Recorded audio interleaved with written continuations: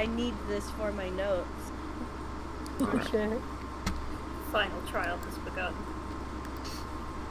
Dang. What do you, forms of... It's I thought not of good gonna... words. There it is! Mediums can fuck us over. Oh, okay, never mind. I just need the stat block for this monster. Can it please pop up on 5e tools? 5e tools, come on. Is 5e tools down? When, like, you have to copy it from a PDF, from like a photo, so you can't copy the text, so you have to type it down. Oh shit, there is a photo. Here, wait. Ah. Aha. Okay. That was a smart idea. I was just going to go from fucking... What's it called? There it is. Alright. Okay. Let's get this down really quick. Do I have to type out all the text? I might just say fuck it. Random. But I feel like Helio was the little fairy who everybody thought he was the one causing all the problems, and now that he's away, because he got blamed for everything, now he wants to cause problems. I'll show them. I was blamed for it all my life. Well, now they'll see. I thought you were going to end that with, and now that he's away, everyone is realizing that Jack was the one causing all the problems. Which is why Queen Morel kicked him out and like made him come to the prime plane. Right. Oh, I guess 5e tools is down. Oh, that's why we're having problems. You know what, Jack? Everything's down. That one horrible fairy's out there. You better go catch him.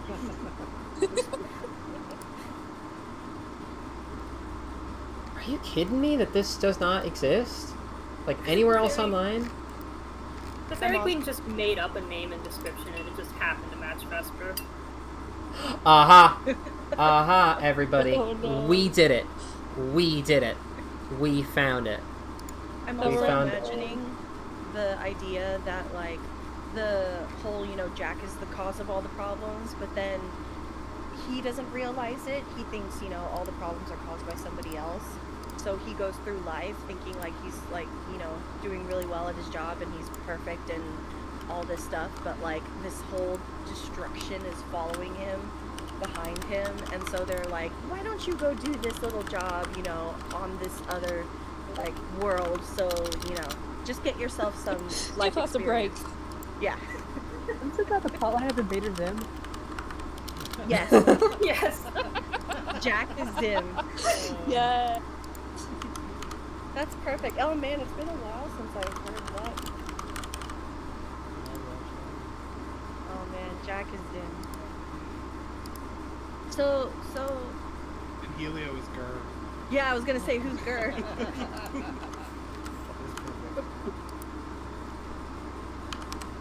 Alright, I promise we're almost there, everyone. I promise. We're so close. I'm just getting the last vestiges here of this stat sheet copied down, because roll 20. Me. Oh, this is gonna be such an easy session. And then I wanted to hear your opinion of what do you think of Jack thinking that Finch has a crush on him? That was the best part. It would actually kill him.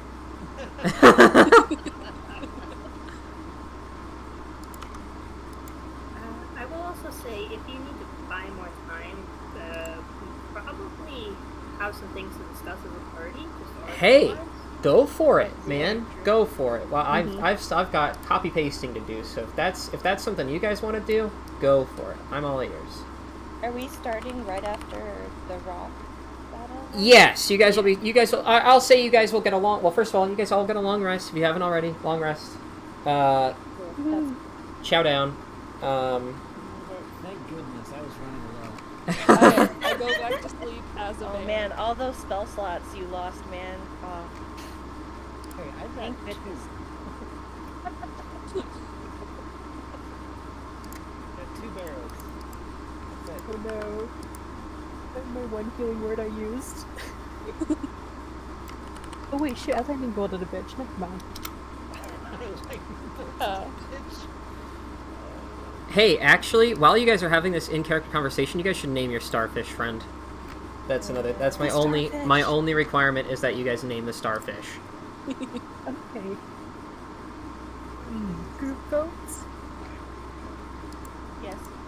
What is Batman's son's Robin? name? No. No. Oh, No. Damien Wayne. No, the actual starfish son that he has. Oh yeah! I know. Wait, what? I know the Staryu guy. I know who you're talking about. Jaro? Jaro, yeah. What the hell are you guys talking about? Jaro is an alien starfish that essentially he like came to take over Earth, and he has these little like tiny starfish that he throws out to control people. Yeah, but it comes from before that. But that's essentially what it is. Well, Batman puts one in a jar to do tests on it and stuff. Well, it ends up becoming alive, and he raises it as his son, and it becomes a Robin. Is this like Elseworlds? What are we talking? It's in the comics. It is. Wow. Yeah, it is. Yeah. Just first appearance, Justice League Volume 4, Number 10, December 2018. Created. Wow. Yeah, he actually defeats the Justice League because A he's starfish? scared. Yeah, he's scared that It's a space starfish. Let's get that right. he's scared that Batman's gonna get hurt or something like that. So he essentially takes over the Justice League and defeats all of them to try and make the world safer to protect Batman. And then Batman goes in and is like, "You can't be scared. You got to release these people and all this stuff. Like, danger's inevitable. You got to be brave." And he's like, "Okay," and releases the Justice League and is like, "Hug me," and he hugs Batman, and there's like a picture of Batman. Oh my god. Yeah, it's a whole thing. Wow. Top 10 And enemies his name is Thanos. Jaro. Go ahead. I was gonna say top 10 enemies Thanos was too afraid to take on. He can throw batarangs. For justice, you turds. That's what it says on the fandom wiki. Wow. Wow! That's beautiful. Thought the starfish were turds. Considered Batman's son, his adopted son. Jesus. My god.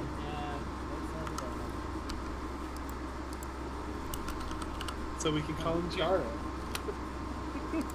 That's a very don't have that's to. that's a very like fantasy sounding name. So personally, I really like that name. But I mean, like that's just me speaking as the omniscient god of this world. I like that name. Jaro it is. Yep. That's him. There we go. Jesus boy. Christ. I can't. Oh my God. Okay, so I wasn't listening. I wasn't like fully listening, so I couldn't entirely tell if this is a shitpost or not. And then now I'm looking at the chat, and there's actual real life evidence of this for real existing, and there's pictures of it. Yeah, it's a real thing. And he's one of the Justice League's, like, when he did get mad, he's one of the only characters that have beaten the Justice League. Jesus Christ, DC is weird as hell. This thing says Legion of Doom. When the villainous Legion of Doom grew more powerful, Jaro became consumed by fear that the Justice League would be killed by them. As Yeah. such, Jaro began releasing his mind control spores throughout the Hall of Justice. How do you spell Jaro? Jarro. In an Right. attempt to hypnotically force the Justice League to stay away from the Legion of Doom. When Jaro did this, he grew to a giant and monstrous size. Batman was able to break through to Jaro, however, telling him that they were all afraid, and that refusing to succumb to the fear and impose it on others is what makes them better than villains. When Jaro realized Batman was right, he shrunk back to his tiny size and released the Justice League from his control. By Batman's side, Jaro informed the Justice League that they would be preparing for war against the Legion of Doom. Holy Wow. shit. It's a badass little starfish. Holy shit. How did you know about this? I love reading about characters and character design and everything, so I do a lot of reading about the different characters and their powers and everything in the superhero comic books. Wow. So Well, I've never read his comic, but like I've done a lot of reading about him. So if Starro appeared in the recent Suicide Squad, does that mean if in the future Batman movies we'll get a Jara? There's a possibility. There is a possibility. Yes. there's no way they would do that. There's no way. I don't know. I bet you there's a deleted scene of Batman putting one in a jar. Wait, is this Ben Affleck Batman or is this Robert Pattinson Batman? Oh. All right. Hey, so unless you guys want to do a brief in-character, not brief, I mean, it can be as long as you want. I'm not really going to pick and choose here. In-character thing, you totally can. If not, then I am ready to go when you guys are.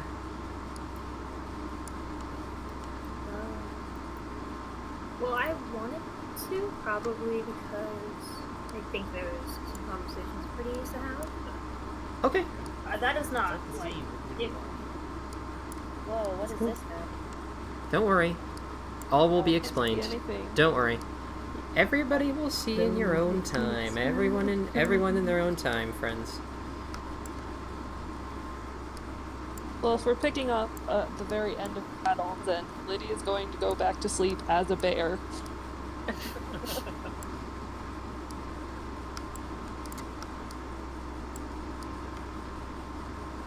I guess Helio. Do you want Helio to bring up the topic? And be like, I don't know. So how's the starfish doing? Or do I even know what a starfish is? Does Finch have the starfish? You guys had a bag of, you have a bag of salt water in which the starfish lives. Yeah. I assumed Love all it. the animals was with Finch. Yes, That's you fair. have a leather bag of salt water that I guess doesn't go bad or whatever salt water does. Yeah, it just exists and you have it. You have a bag of salt water. Helio has shaped water and is very connected to water. I feel like maybe he would shush it up a little. I mean, Finch has mending in her entire bag of tricks and stuff. Okay, So, give me are 1 we second. going to talk about the elephant in the room?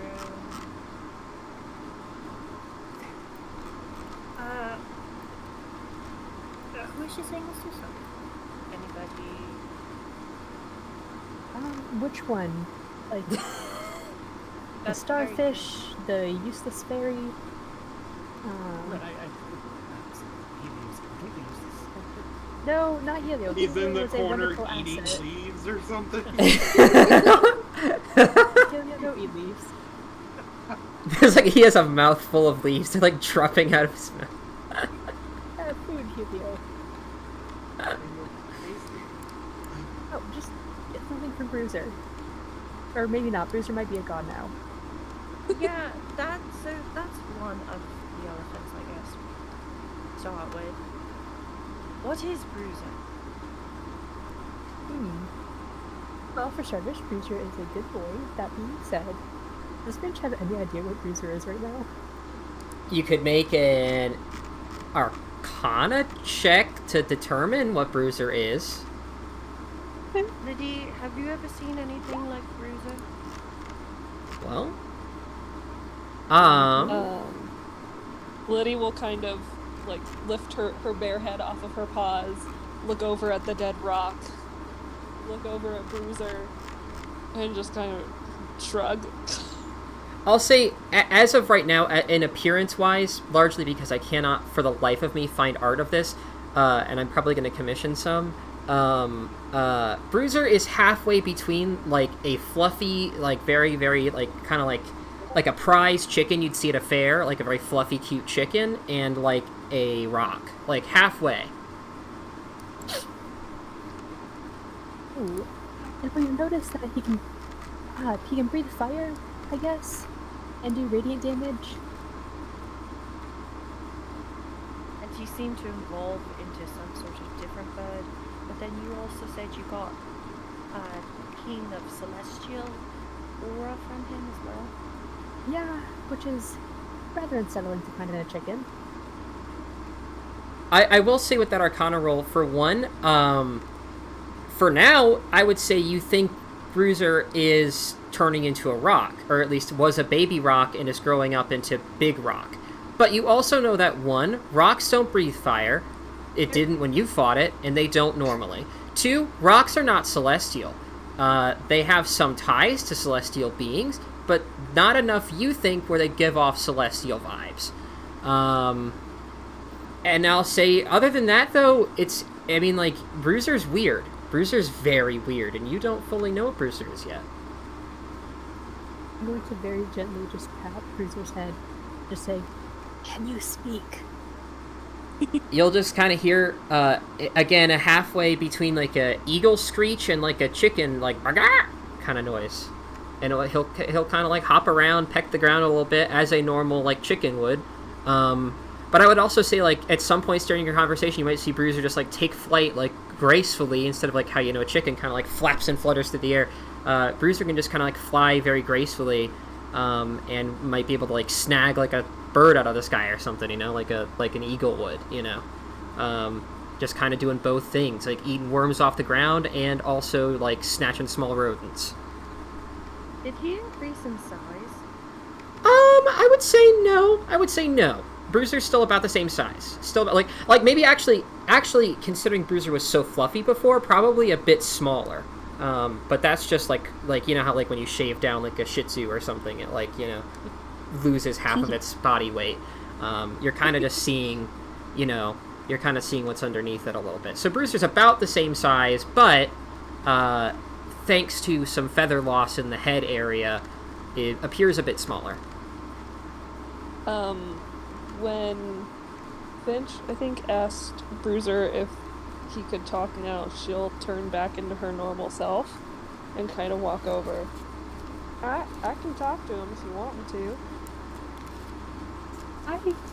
Wait, shit, I can technically do that as well. I can read his mind. Yes, you do that.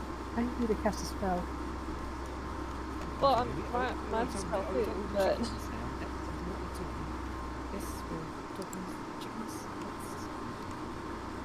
His name is Bruiser. I think she's a little bit more than just a chicken.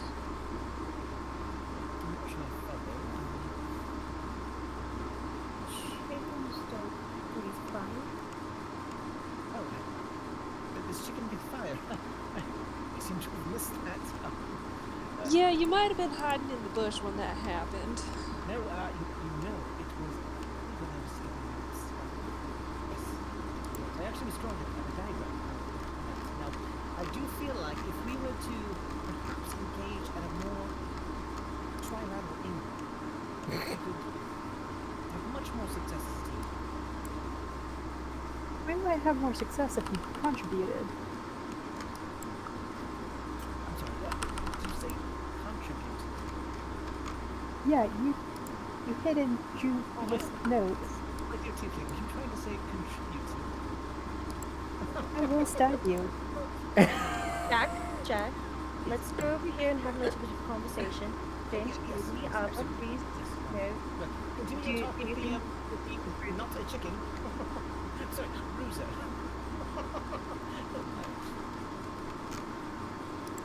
I think Jack's gonna die.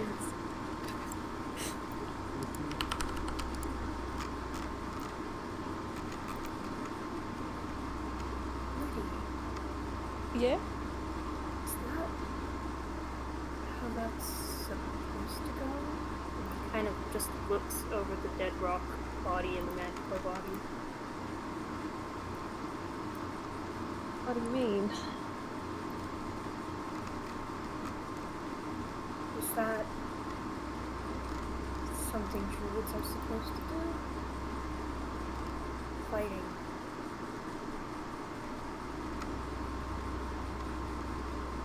She kind of thinks for a second. It sort of depends on the druid, I guess. And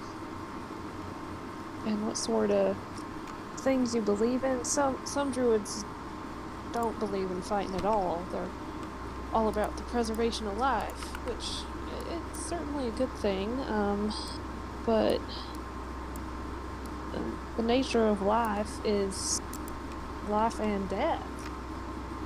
At least that's the teachings I grew up with. You know, animals hunt each other, and families protect each other, and it's not always possible to do that peacefully. I don't think I've ever killed something. And then kind of shakes his head. If I did, I don't remember. Is this something I have to use?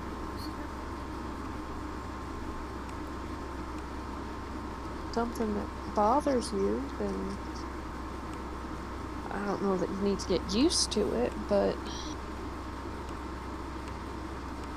I don't know that it's... I think regardless of what you decide about taking lives or not taking lives, you've always got to be ready to defend yourself. Because other creatures, they might not make the same choice as you do. Did not bother me. I'm not sure how I feel about that.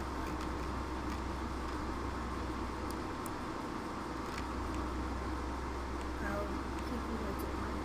Thank you. She reaches up as high as she can to try and hug him and, like, gets around one of his legs. He will crouch down for a hug.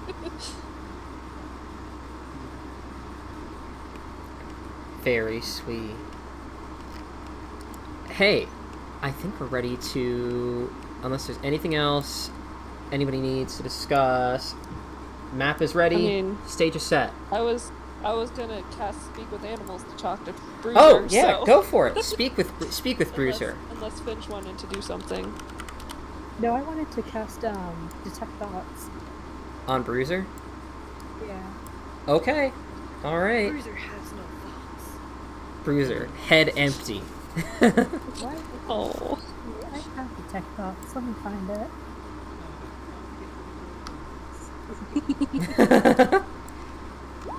Blissfully unaware of the world, Bruiser. Oh, does he have an intelligence? Like, doesn't speak any language. All right. Well, I have to read this. Lower. What a spectacular way to find out that Bruiser speaks in person. I will say with Detect Thoughts, I'll say you can kind of like, it's kind of like you're kind of picking up like, not exactly like a staticky radio, I guess like a staticky radio, you know, like you're kind of hearing bits and pieces of like thoughts in there, like words, like, but you can't make out what it's like, what they're trying to say, you know. I would say you would hear, you'd hear whisperings, like feminine whisperings, but you can't decipher at all what they're supposed to be saying, or like if there's any rhyme or reasoning to them.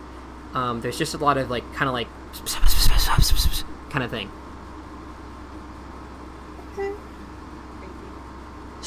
Bruiser gets more and more complex. I love it. Bruiser is the most complex character.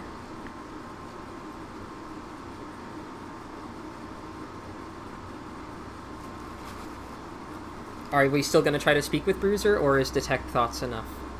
I was gonna kind of wait and see what Finch discovered. Let's just static and a whispering lady's voice in there. I'm not picking up on much. Do you want me to try too, or? Hey, you're the druid. I know no animals. Alright. And then I will cast Speak with Animals. Okay. You kind of like, you know, you hunch down, you look at Bruiser, you know, you kind of like I mean, make... Probably not hunching that far. Yeah, I guess. You kind of make eye contact with Bruiser, and you kind of like wait for a second, you know, to see if like Bruiser's going to initiate something. And you just kind of see Bruiser hop up, and kind of like give you a little like a gentle kind of like nudge on like the nose, and you'll just kind of hear friend. Oh, thank you. You're my friend too. And Bruiser will then kind of like fly up into the tree where that songbird was from last time, and will like not intentionally, but kind of seem like he's almost gonna kill it, but he'll kind of grab it by like the scruff of its neck and bring it down and plop it down on the ground. Oh. And will point at it and go, friend, friend. Yeah, he's a friend too. And the songbird, for its part, will also be like, will essentially give you the like the equivalent of like, I'm gonna die, I'm dying, please help, I'm dying, please, I saved you from the thing, I saved you earlier, I saved you, please help. She'll walk over and gently scoop up the songbird in her hands, and it's alright, he's not gonna hurt you. It will look very happy and will desperately, you'll hear it like mumbling under its breath, like, please let me go, please, I just wanna go back into my tree. She's holding it just kind of like sitting on her palm. She's not trying to contain it at all. It will immediately, second it gets, will fly away, and Bruiser will look a little sad. But then Bruiser will, again, it will give you like the bird equivalent of a thumbs up, and will fly back into the tree. Bruiser, for its part, I don't know if Bruiser's a he, she, they, it, who knows. Bruiser, it's a Bruiser. Bruiser just kind of looks a little sad, a little like, oh, friend. But Bruiser will then just kind of continue hopping around, pecking the ground, eating worms, looking at things in the sky, just kind of hanging out. I will try and get Bruiser's attention and point to Finch and say, friend? Bruiser will look at Finch and will kind of like cock its head and will say like, best friend, savior. Oh. Yes, I love him so much. And yeah, Liddy will kind of ask about everyone in the group, like, friend? The only one she will say they will say is not a friend is Jack. I figured. And the only other thing you'll glean is that eventually, you maybe like get back around, like you'll get everybody done, and you'll like be just about ready to be like, okay, good enough. We figured out everybody's friend. Not much here. But then you'll like just as you're getting ready to leave, Bruiser will kind of look back over at Finch and will express in as few words as possible, like not as complex as I'm going to make it sound, but like dumb this down as though a baby were to say it. One day, I'm gonna save Finch. Oh. I will kiss Bruiser's head when he says that. That's the most ridiculous thing I've ever heard. I'm not translating yet. I'm very engrossed in this conversation with Bruiser. Jack, So yeah, you all just see Liddy like somehow communicating and pointing at each of you. Does she just chicken? She's a druid. They fucking talk with animals. The tea, please, when you tell me what it is. Before the spell ends, Liddy will point at the dead rock. See what Bruiser says. It will hop over, and it will kind of like look at the rock, and then it will kind of like it'll just kind of stare at it. It won't like Bruiser won't say very much. I don't think Bruiser would say anything about a dead rock. That's fine. I'm just curious. No, I think Bruiser would just kind of like stare at it, look a little confused. Mm-hmm. Okay. Then Liddy will turn back to the rest of the group. Well, I wasn't really able to get much in terms of, in-depth or complicated thought from Bruiser, but the good news is, he thinks we're all friends, so that's good. And she'll turn to Finch. Actually, he says you're his best friend and his savior, and he wants to make sure that he saves you someday. Ah, it's just like holding back tears because that's the cutest thing she's ever It heard. is very sweet. Did you ask him anything about what they are? I didn't try. I didn't. Mostly what he was communicating was just like pretty simple ideas, like friend. So I didn't know if he even knows what he is, or would be able to say. He didn't seem to relate at all to the rock, though. Or at least not too Well, much. At least we don't have to worry about that then. Well, and regardless of what he is, I don't think he means us any harm. Does this mean we don't have to protect Jack from him? Maybe we wouldn't leave them alone together. He wasn't quite as enthusiastic about calling Jack friend.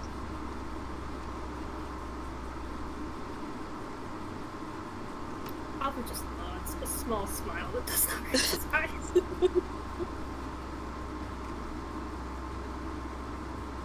Well, now that we've got that established, I guess the other thing we also need to talk about is Jack. Moment.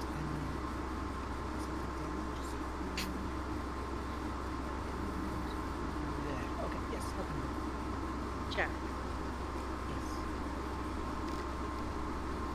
I don't know how much on-the-job experience you've had in your lifetime, or whether or not this is the first time you were in Faerun on the Prime Plane. But if we are going to be continuing in this investigation, there's going to need to be some mutual understandings about participation. You're right. Okay. I will forgive Please, your transgression Jack, this time. my swing, I haven't finished yet. Please do not interrupt me. Pardon me. We are manners first. Yes.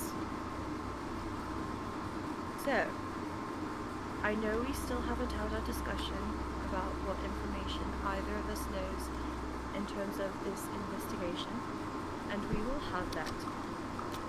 However, again, I reiterate, if you are going to be involved in this, you are going to have to pull your weight like Ava and Liddy did in terms of the rock. We are going to be heading toward Howl, dealing with some hill giants, and so therefore it's going to be involving more fighting. And we expect you to participate in this, and if not, then I'm sure we can spend the time to give you the information you need, and you can go back to Queen Morette.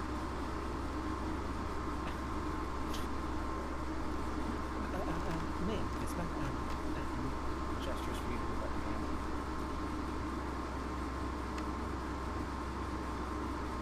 Can I insight check the fairy? Yeah, go for it.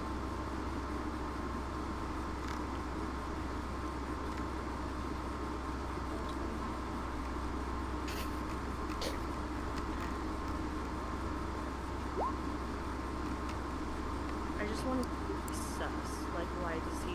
Well, it's not making sense at all. Well, also, the other thing is, I also want to know, like, is it a Feywild thing to, like, shake hands? Or, like... Okay.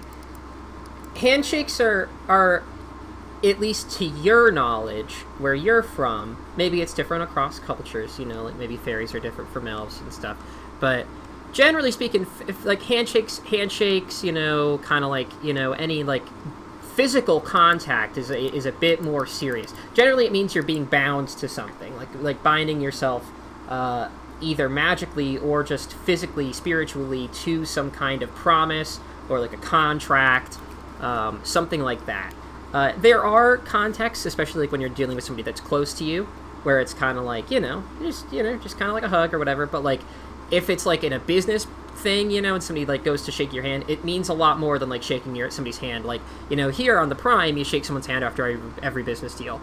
In like on the Feywild, if you shake someone's hand, you are like bound to them for the next 100 years. If you do not complete your task, then you will be like killed, kind of thing. He was just wanting you to hold it out.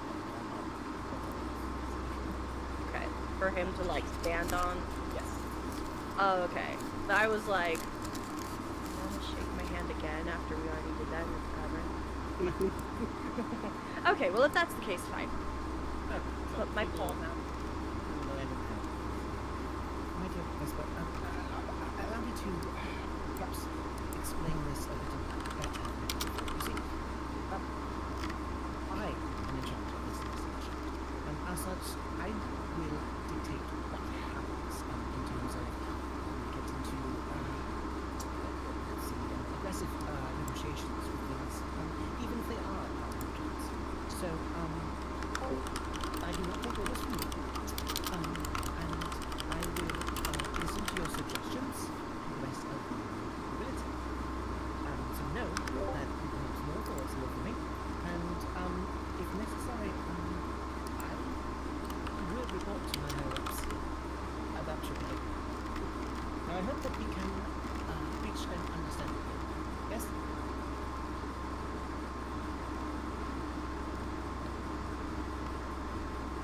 Now, Jack, I'm going to do this in the most amicable way I can. Sure. You may be in charge of your investigation with your department, but what it is that we are dealing with right now and the actions that we are taking, I do not follow your orders. You may not follow mine, and I do not follow yours. I am doing this of my own fruition and for my own goodwill. And is that for this? Is this a bit for friendly, professional competition as well? Is that what you're asking? Well, far be it from Jack Spicewing to turn down a friendly wager.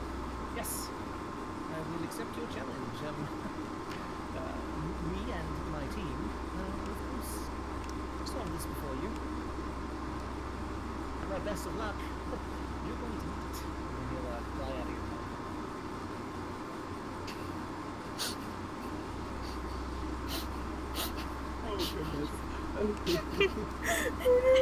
Me and my team, he says.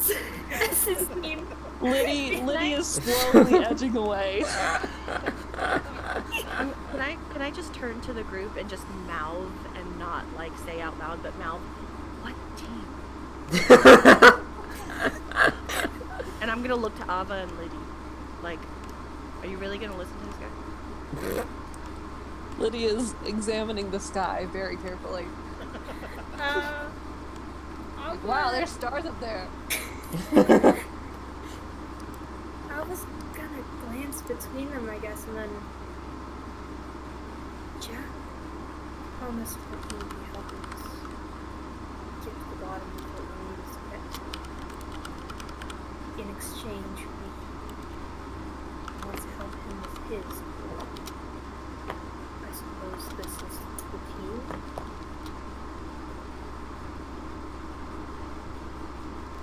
Right, I need Liddy and Ava, if you come here, please.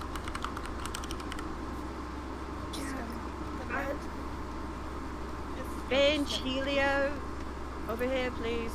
I don't know if anybody's been paying attention to Helio or not, but he is totally in the water inside a little bubble, investigating underneath the water. Just probably standing next to Vesper for the entirety of that, just reaching for a dagger. Hey, really quick, if you are underneath the water, give me a perception check. Oh god, Helio, please. He is totally in his own little shape water bubble, investigating. Scuba diving? Yeah, essentially. Give me a perception check, just real quick. All I'll say is that after a little bit, you see this big old cave over here, and it's too dark. You can't really see too far inside of it, but you just see a big old cave. I feel like he would start heading that way, and just like maybe Vesper would just grab him out of the water, because he's just offshore. He's not even like the water's maybe 2 feet deep, and then he's got like a foot bubble. Reach in and pluck him up. I mean, if he hasn't made his way to the cave once that conversation has finished and we're like, looking for him, sure, I'll mage hand him and just kind of scoop him up in his bubble and just give him a good look and just be like, Okay. He just like fly this way. Crap, what did I do? I didn't plan to see it again, I promise. I did.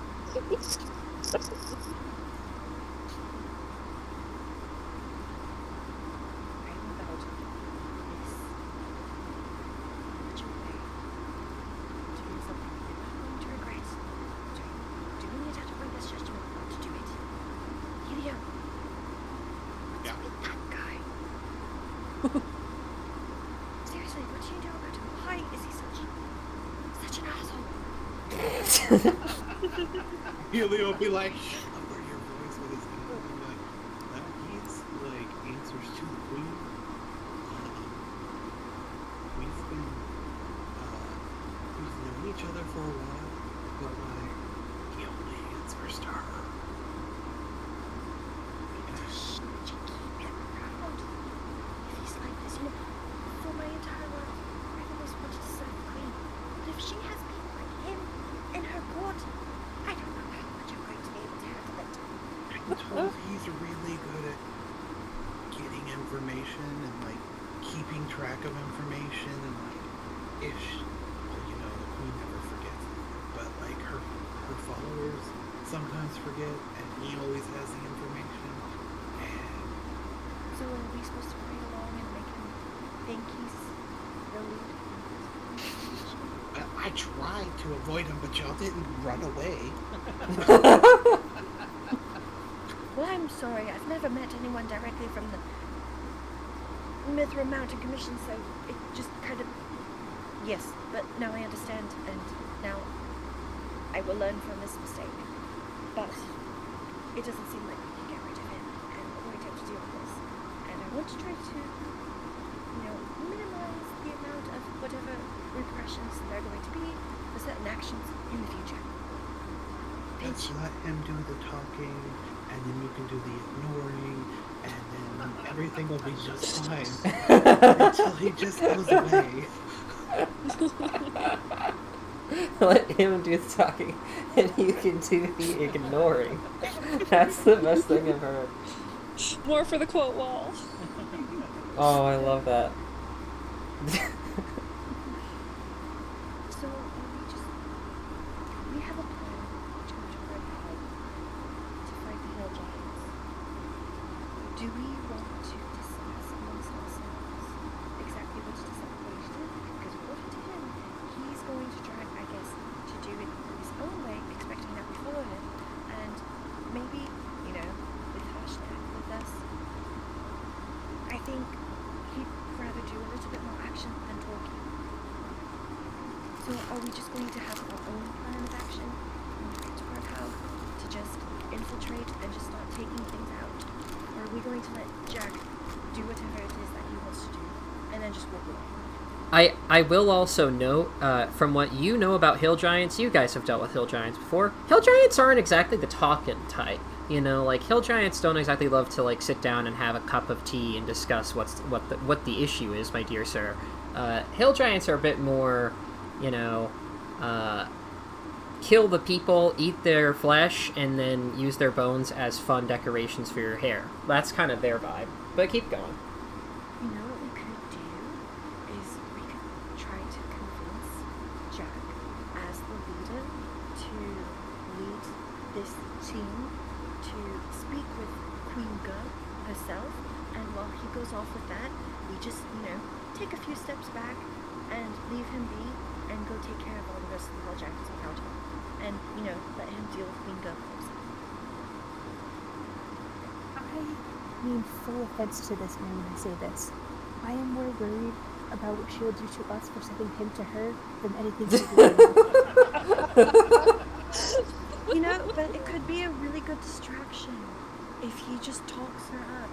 And then once we take care of all the other hill giants and goblins and whatever it is that she has left of her army, once we're done with that and she's dealing with Jack, then we can deal with her, and it'll be fine. And if it's not, then we can leave, and, you know, whether or not Jack follows, that's his prerogative. I do have a slight issue with that, though. I doubt he's going alone. Those other two seem to be kind of connected to him in some way. No, that's I very doubt true. it's just sacrifice him because he sucks. You know, this is very interesting coming from you. But I do concur. Alva and Ludi, you know, they are connected with him, and so we're going to, I guess, have to deal with him for their sake. Oh, I've never had to deal with anything like this in my entire life, and I am fully regretting not continuing looking for Lady Agatha. If we ever see her again, I am going to give her the biggest hug, and I'm going to tell her, please don't leave. Because I would actually, you know, I would like to see a conversation between Lady A and Jack and see just where that goes. That'd actually be hilarious. I'm just saying, if we need to get out of here and away from Jack again, I do still have a seat. That is very true. And No, I technically no. still have four. Also, no. I cannot be the voice of reason here. No. I'm not going to do anything with it. I'm just saying I technically still have four. But I feel like Jack's we're not just going. saying he's in charge. But we're not going to. We're going to make him think he's in charge, but he's not going to be in charge. Or do we actually want him to be in charge and actually like No. make him responsible for all of it? Why didn't You know, we if think something of that bad all happens- those years? How about... I hate that I'm recommending this, but we... communicate with them. See, that's the No. problem though. I just tried to, and he shut me down and completely interrupted me several times, even when I asked him not to, which he complied the first time, but after that, he just, you know, he seems set in his own way. I've never met anyone so stubborn and hard-headed as him before. I don't know how to tell it. I really thought I'd bonus deafness, but I guess I don't. Wait.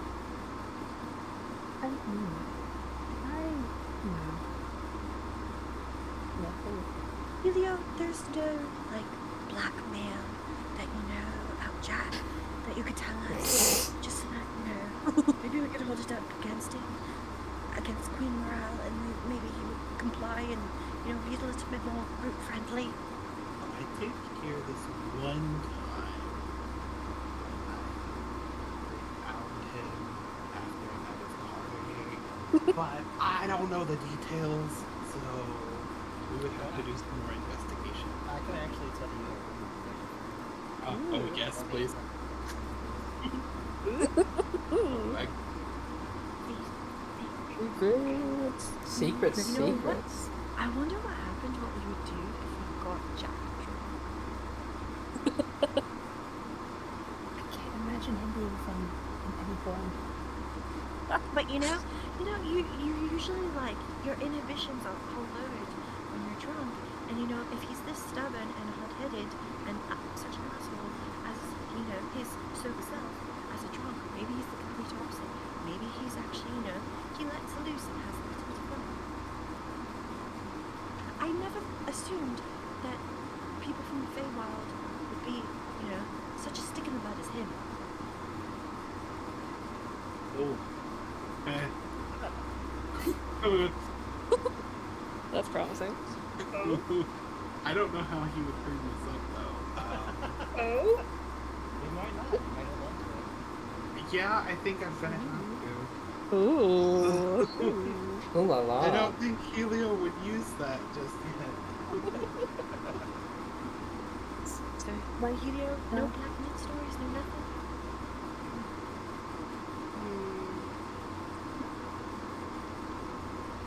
There's this rumor.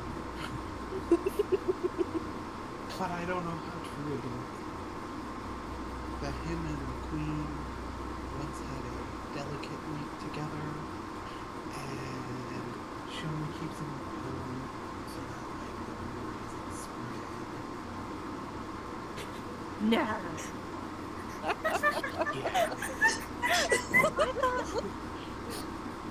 thought that the queen was faithful to, I forget his name and her name, those two people. I thought she was faithful to them. That's what The I'm queens saying. had better standards.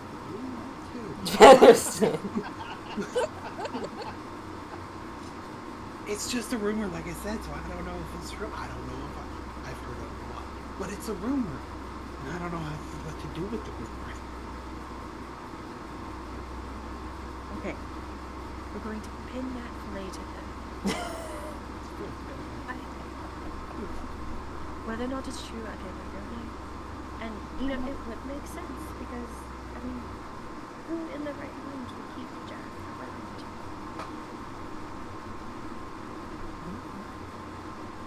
You know, Queen. people. I mean, she did. I mean, yeah, but why? If this is true, that'd be a pretty good reason why. Anybody else in their right mind?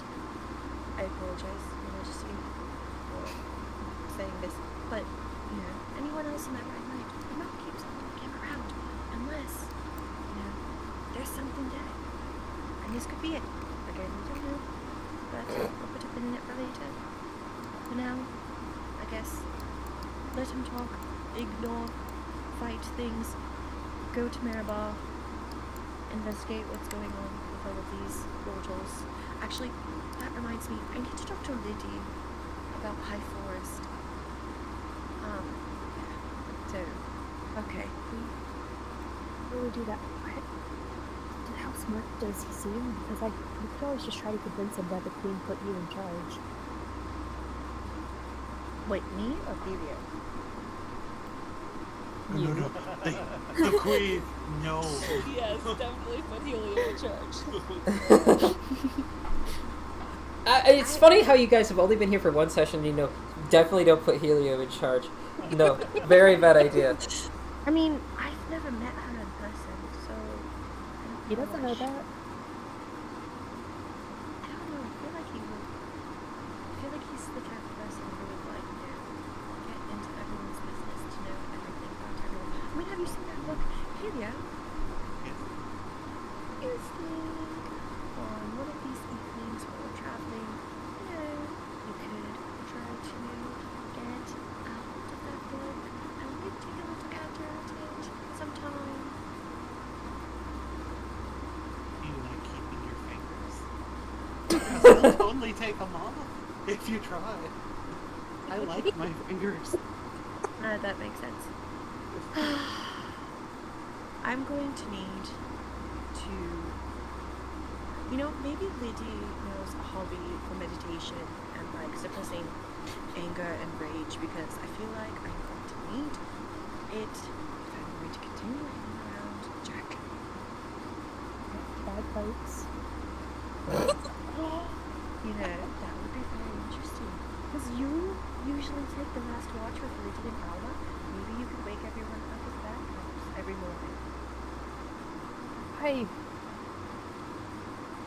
think we went different directions with that. Why would I do that to myself?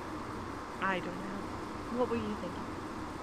I was thinking that you would just play the bagpipes and it would help you get your stress out.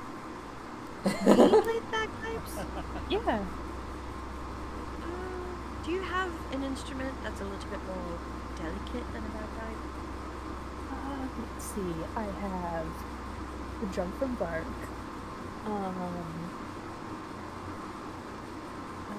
Bruiser. I don't know if he's an instrument or not, but viol, a These are viol, instruments if you know you just are creative enough. viol, always think of bagpipes, gardening. lute, lyre. You know what would be a good distraction? Actually, I was thinking about this earlier when I saw Helio making those notes for you, Finch. Helio, do you remember when we were in the tavern and you told me about that book that you have? That particular book. I was wondering. That particular book? Yes. I know I'm not as learned in spells as you and Finch, because I believe they want the ability to do mine, and they're mostly intuitive than intellectual. I was wondering if you could maybe teach me a spell or two for my work. Just, I want to expand my horizons a bit, and, it just seems very, intriguing, and I saw Finch studying and you studying, and maybe it would be just a good distraction for me to get away from that. I'm sure I could flip it through a few pages and help you decipher. I haven't deciphered all of the book myself. A little complicated, but I'm sure we could find something in here. He's pulling it out and looking at the exact book. And flipping through, and he's like, yeah, I think I could find something. And just flipping through the pages. It doesn't have to be. Well, actually, no. If as soon as you can find something that you think I could learn from you, I've got a book myself that I've been keeping. I could put my notes in it, and I could maybe try to learn spells like you taught Finch. And who knows? Maybe I could, be able to make my own someday. Yeah. He's distracted now. Flipping through the book. I'll give you a moment first then.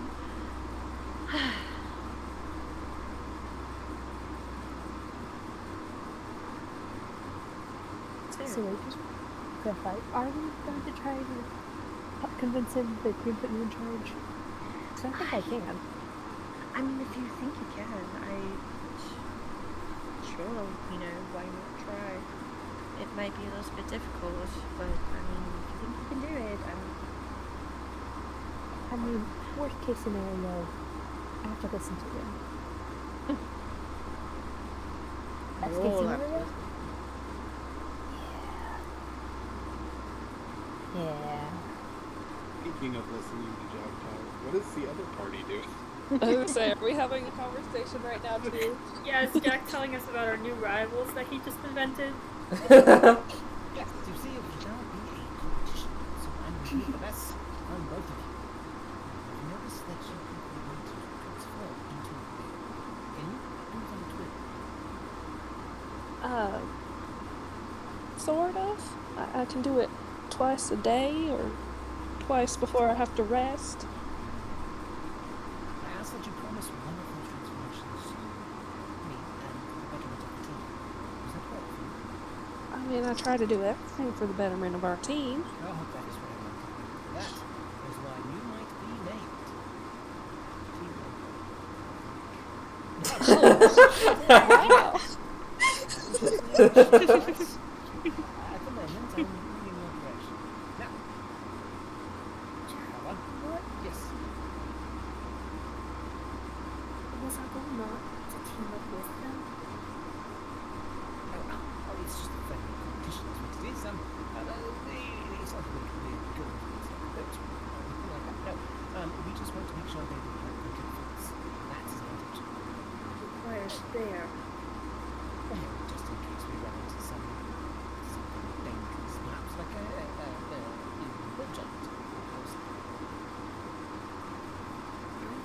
not sure how this will help us reach our goal. That is because you are thinking too much about it.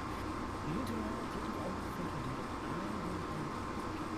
Now, I want you both to tell me. You can see the past now. Is the teacher looking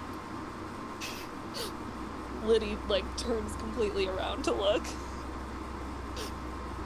Ava also turns around very blatantly. Not subtle at all. Yes, we're just sizing up the competition. No, they look like they're pretty deep in conversation.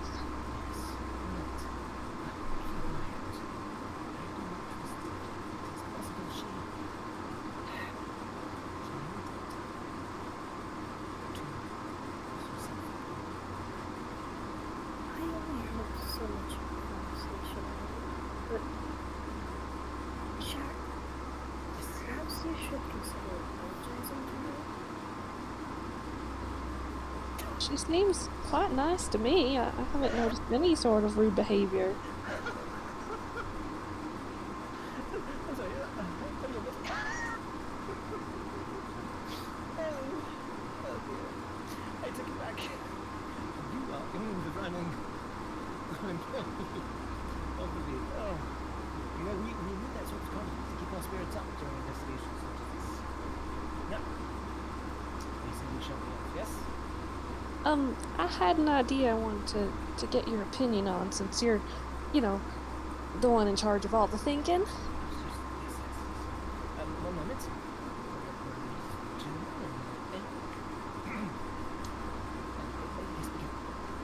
Now, I know you said this is sort of a friendly competition.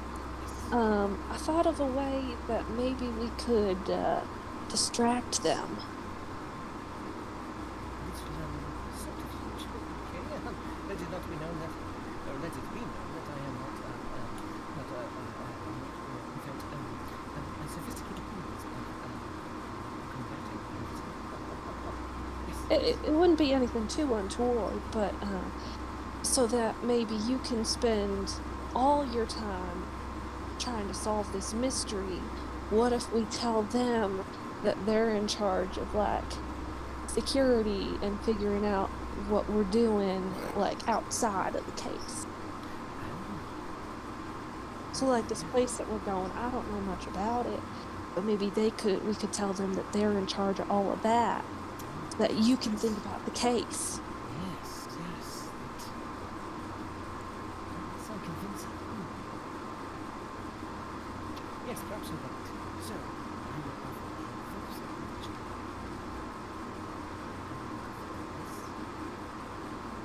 Sure.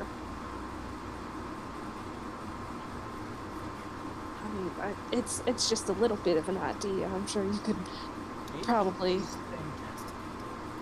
Right? Yeah. I'm going to put a writing star next to her name in my journal. Oh, really? I will say, for the purposes of this, Jack does have golden star stickers. Yeah. I want one of those. Wait, stickers. I have an important question. Are they like fairy-sized golden stickers or normal-sized golden They're stickers? I would say they're small. They're very fairy sized, like they're about as small as they can be. No, I'll go with Well, do you want one of us to do it instead? it would be better if so, I'm thinking of I did perform Queen's theatre troupe for quite a while. I Oh, may really? not have been named the best performer, chosen by myself. Wow. I did. I'm nothing but now. Yes, I will consult them. And as he fires off, as soon as he's sort of out of ear range, Oliver's just going to like sort of pull Lydia aside so he can't see their lips moving if he decides to look back. So that we're on the same page. This is a what for him? A little bit. I mean, I do think that those three have a slightly better understanding of what exactly is going on. And so if I can get him to follow their lead in any sense, I think it's better than us all butting heads. I agree. Do you think that we should ask them about the ardent force behind Jack's back? I mean, I don't know that it would necessarily be behind his back if we're just also trying to get more information.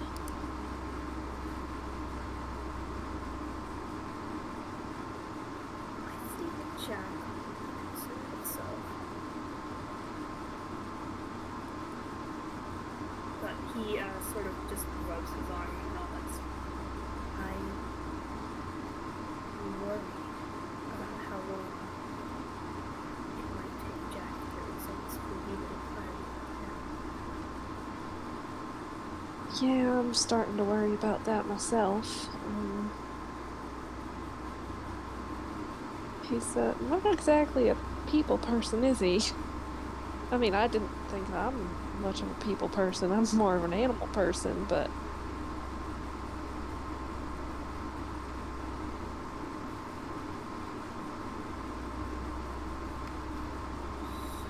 he had to be assigned this. I mean, he was assigned this by the Queen. Surely that means he knows what he's doing, right? Perhaps he simply doesn't understand the gravity of our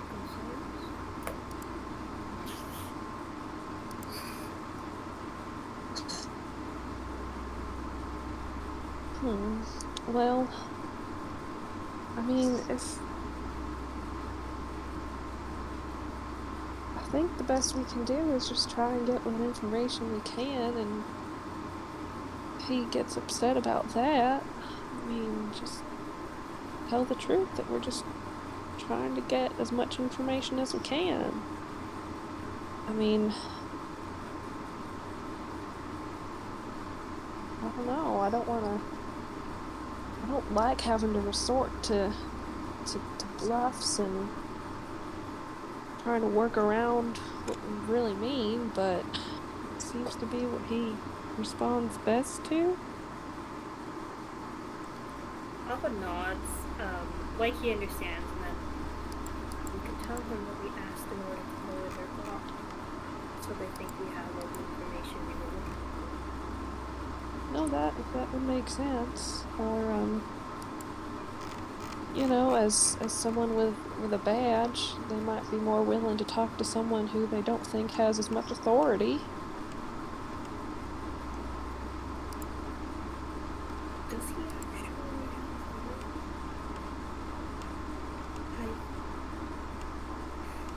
I've never seen that badge before. I have no memory. I mean, I don't think I've heard about this vision moon thing he belongs to, but it seemed like Vesper and Helio recognized it, so holds weight with some people at least. Well, we should ask them,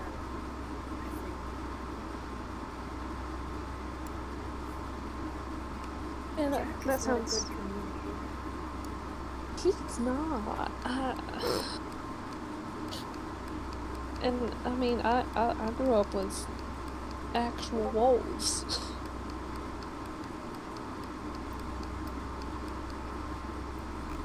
I don't know how open he is to critique at all. It doesn't seem like he is.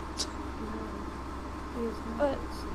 But you know, maybe if we spend more time with him and this other group, if we're all traveling together as a big group, maybe he'll get to know us and be more willing to listen. If you were an employee once, I did get a gold star. I've never gotten one of those before. it's very shiny. Was. Did Jack like put it in the book, or did he actually give it to her? Yeah, he put it in the book. Oh, I kind of wish he had let me keep it. Oh, I feel now. I'm picturing him being like, "You get a gold star," and then you're ready to receive it, and it just. Oh. The You sadness. get a gold star. Jack holds out the star and then pins it to his own jacket.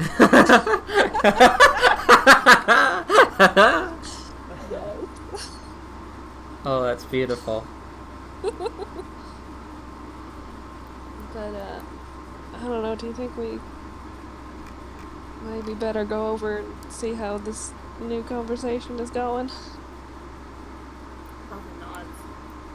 Perhaps we should try to collect the stars. It might he certainly seemed like it was a big deal when he gave me one. I wonder, maybe there's a prize or something if you get so many?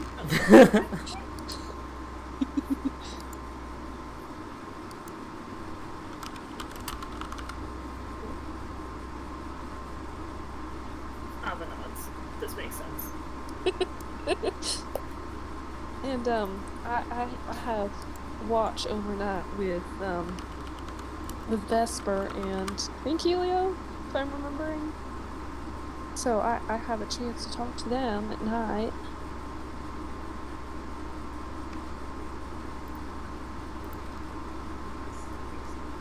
Yes.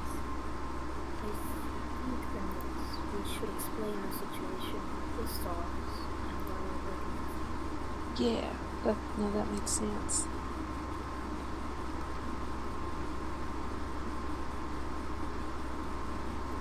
And then they'll probably head over. Yes. But Helio, do you think you could teach me that one? Sure about that one? You've done it so many times. I'm sure it'll be easy for you to teach to me. He's pointing in the book. Freezes. I'm gonna cover Helio, cover Helio. Yes, well, I have talked to my team. We have spoken. Gather round, all of you. Snaps the book shut, shoves it away. You two, CJ, just don't get too close. Please. Some shields next to Vesper. And Jack will land actually on the ground. Allow me to apologize for reacting a bit harshly with you all. You see, I'm not used to having to witness this. Work with those whose brains do not work as quickly as my own. Perhaps, just in this instance, as we move forward, Vesper, I will put you in charge of the combat portion of the devil you encounter. As such, I'm glad to apologize for trying to take full command when obviously you do know more about actual down and dirty battle than I do. Iliad's mouth drops.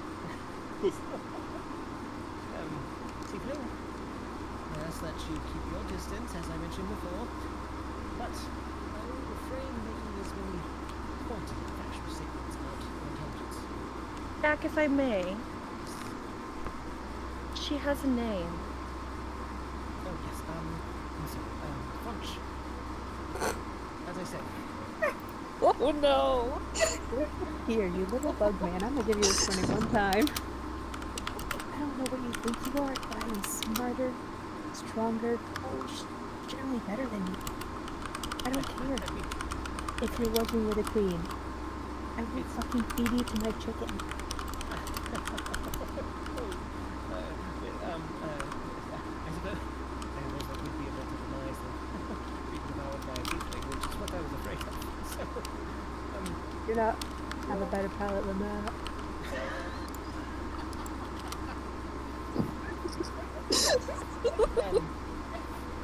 I imagine Helio is just losing it. He is. He is. As I said, Miss, I'm sorry, I feel like French was not it. Perhaps it was. It's on the tip of my tongue. I'll give you a hint. It starts with a G. Oh. Obviously, yes. Okay. Well, apologies, and I will, I suppose we set off. All as, well, two teams working towards the same goal. Yes. Insight check. Oh no. Oh no. Oh.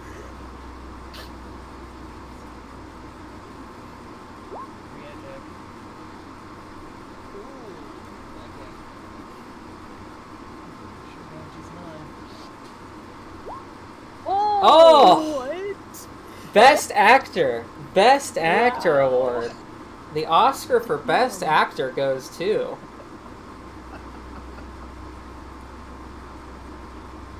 Wow, he wasn't lying about being in the theater. Yeah. Or if he was, he wasn't. Man, even if I did an insight check with a nat 20, it would not reach a 27. Goldfish. So we should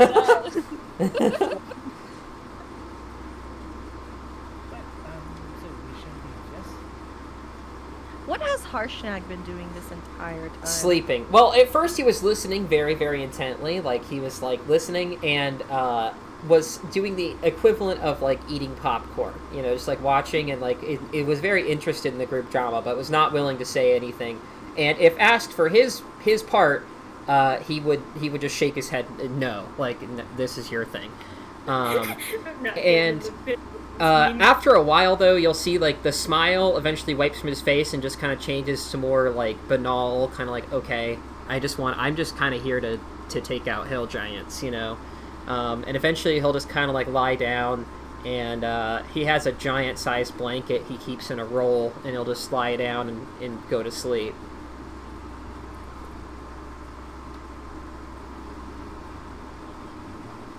Perhaps, Vespa, it's probably wise if you come to at least that we might converse. But, get to know it. Wholeheartedly agree. Yes. If you don't mind, grab on your shoulder and we can sit at time after all. Of course. Helio's been known to hang out in occasional pockets, so... Yes, just be sure to tell me which ones are my No, I think the shoulder is just fine. We'll start with that. Finch, do you want to go wake up Harshnag, and then we'll head down the river? Yeah. I'll go wake up Harshnag. Alright, Please and Harshnag thank you. will, at first he'll resist, assuming that you're gonna try to get him involved in the drama. Like, he'll kind of, like, roll over, and he'll kind of, like, shoo you away with his big hand, and I want it noted that when he, like, does the shooing motion, like, a big gust of wind kind of, like, goes away from his hand because it's so large. It even kind of, like, blows the tree that you guys are standing under a little bit, like, kind of, like, knocks it a little bit to the side. Leaning Tower of Pisa style for a moment. But then he, after a second of that, he's kind of a light sleeper, so he'll eventually get up and he'll kind of like sit crisscross, and will kind of wait for you guys to say something to him. Come on, time to go. He'll stretch and he'll say, "It's about time, man. Jeez, I thought this was a short little, like, you know, scuffle between friends, but, ugh." And he'll kind of, like, he'll sigh, and he'll grab his axe, and he'll roll up his bedroll, and will await further instruction. Vesper? Yes. What do we do? Shall we? We're going to head up this river and head to Gardner. Oh boy, oh boy. Hey, but first, since we're coming up on the halfway point, let's take a small break. Take a little break. While I... Actually, before you guys all go, though, not so fast. Not so Just fast. testing you. I was. I need everybody to tell me who can and cannot see on this map. Oh, Vesper can. Vesper can. Finch can. Finch Liddy can. cannot. Okay. It's a pretty big map. You gotta scroll Oh. out. Oh, nobody can. Never mind. Okay, I'll you wait can. for them. I can as well. You can. Alright, Helio, I'm hoping you can see. Yep. Yay! Alright. Don't worry about this map too much, though, because other things will happen before I get to it. But, now, go on your break, ye goblins. Be gone. Go get your food. Scallywags. Scallywags. Raft scallions, go!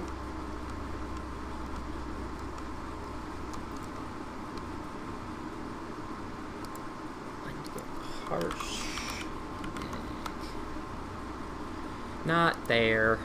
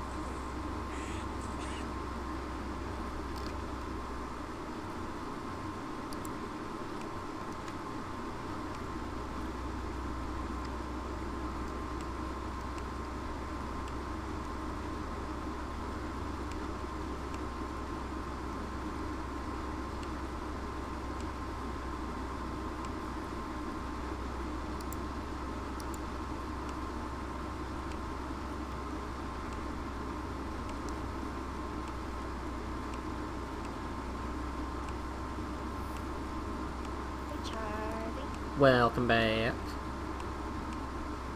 So did you get or have a chance when you got around to it to see the messages that I sent you? I skimmed them very briefly earlier in the week, except for the one for yesterday. I saw that, and I started watching the video, but then I had to deal with my friend. But, Right. I actually, I'm going to read the first one, because I didn't read the first one, because I was in the middle of something. Oh.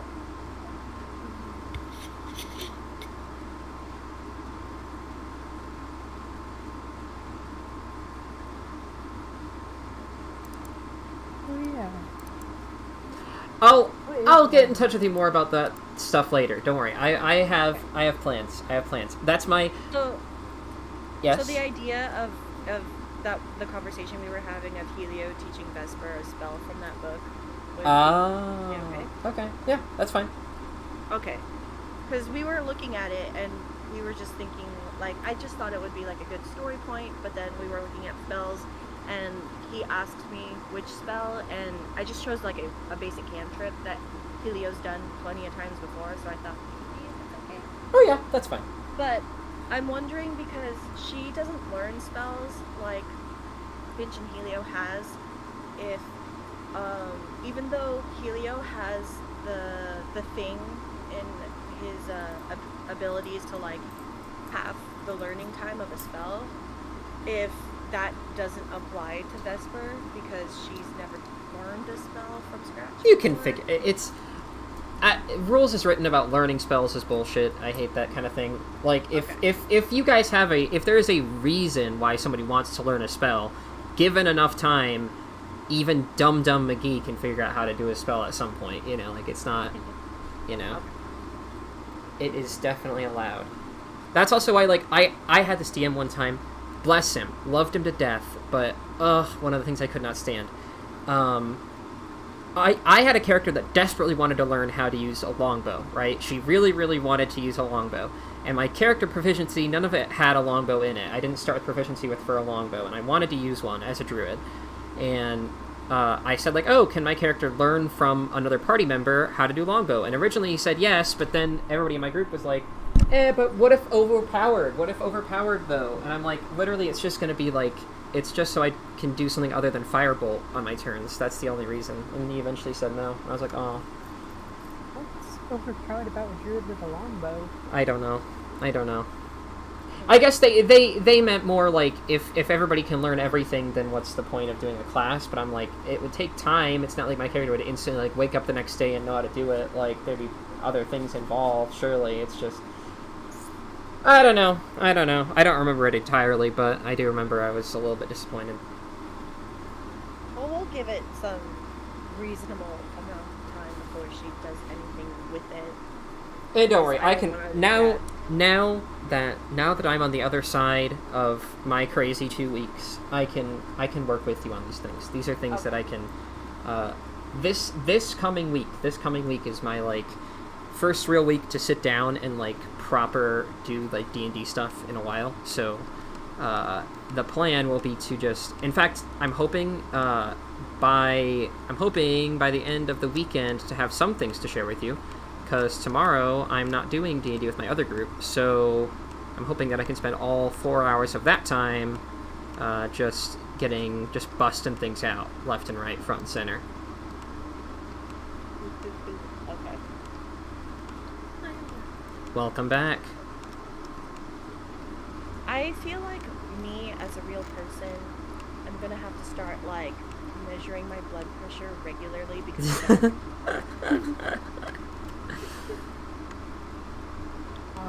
oh boy.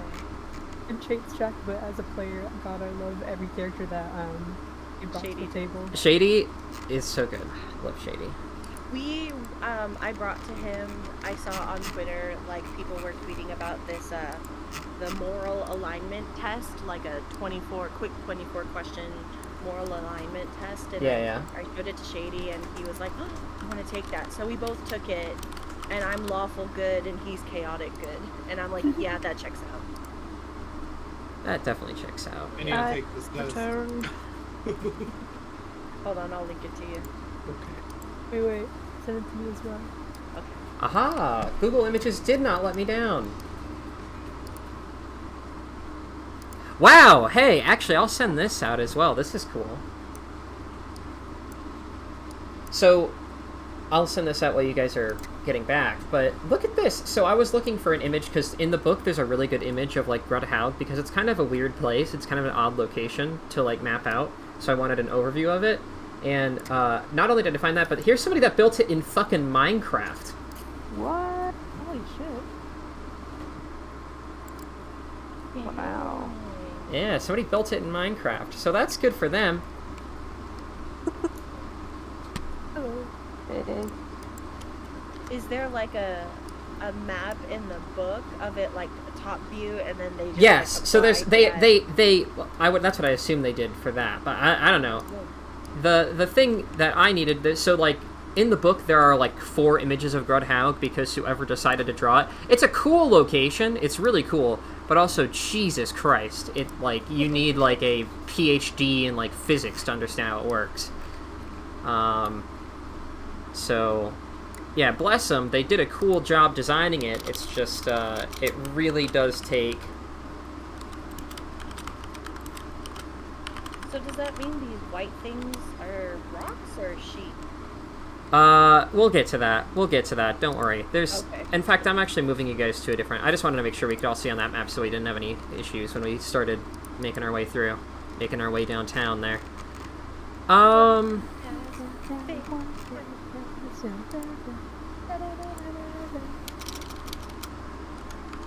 I need you.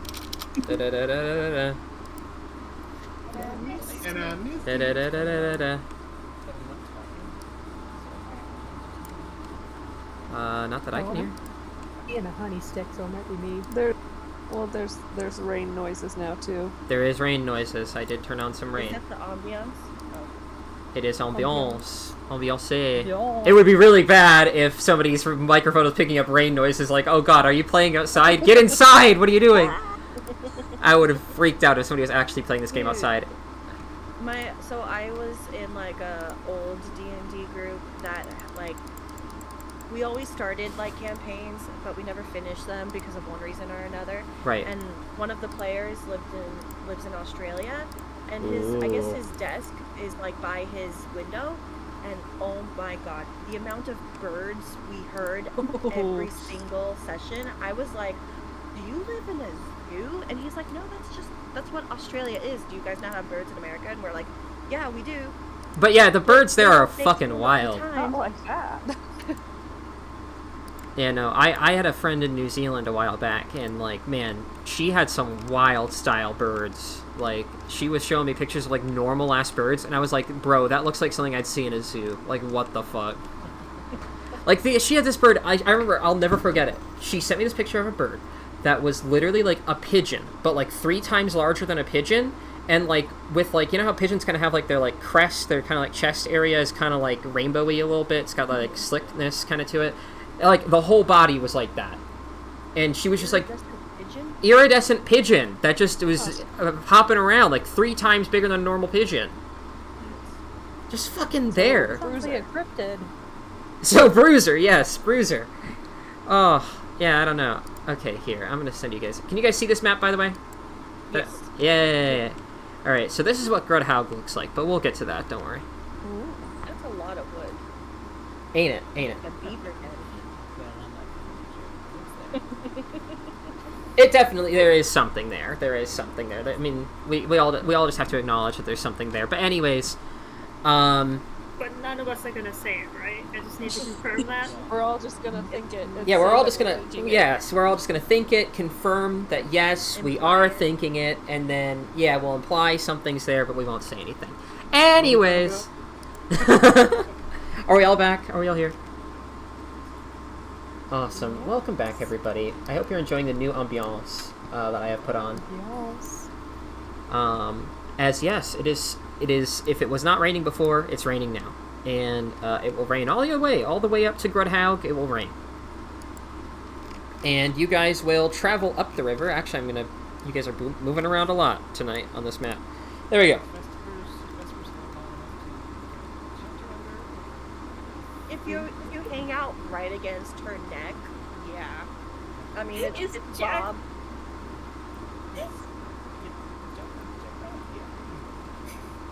So if he's as small as I think he is, and he like hangs out like by the clavicle area, like that close to her neck, yeah, for the most part.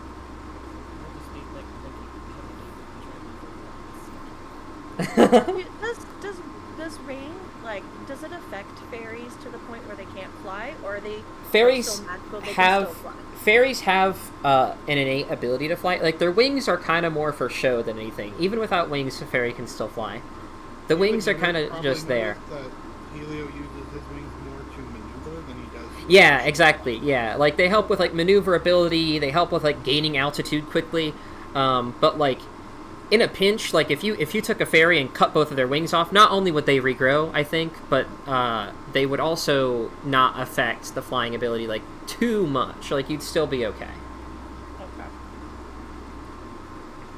But rain, I would say, probably is big enough, like where like to a fairy at least, where it's like it'd be like trying to maneuver like in a hailstorm, you know, like for us, you know, like because like a big old like a raindrop is about the size of like I don't know, like a baseball to like a fairy, so you wouldn't want to get hit by that, like a giant wet baseball. The only reason Helio is fine is because he does have shade water. That's true. Yeah, because Helio can just kind of hold his hand up and create like a rain umbrella with his hand rain umbrella.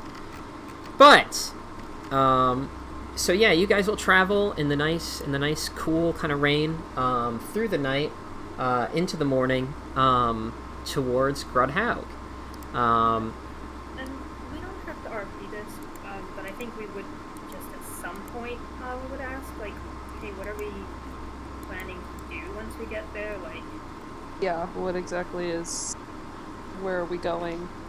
Who are you asking? What's 'Cause happening? I think you'll get a different answer depending on who you ask. would ask Vesper or Harshnag.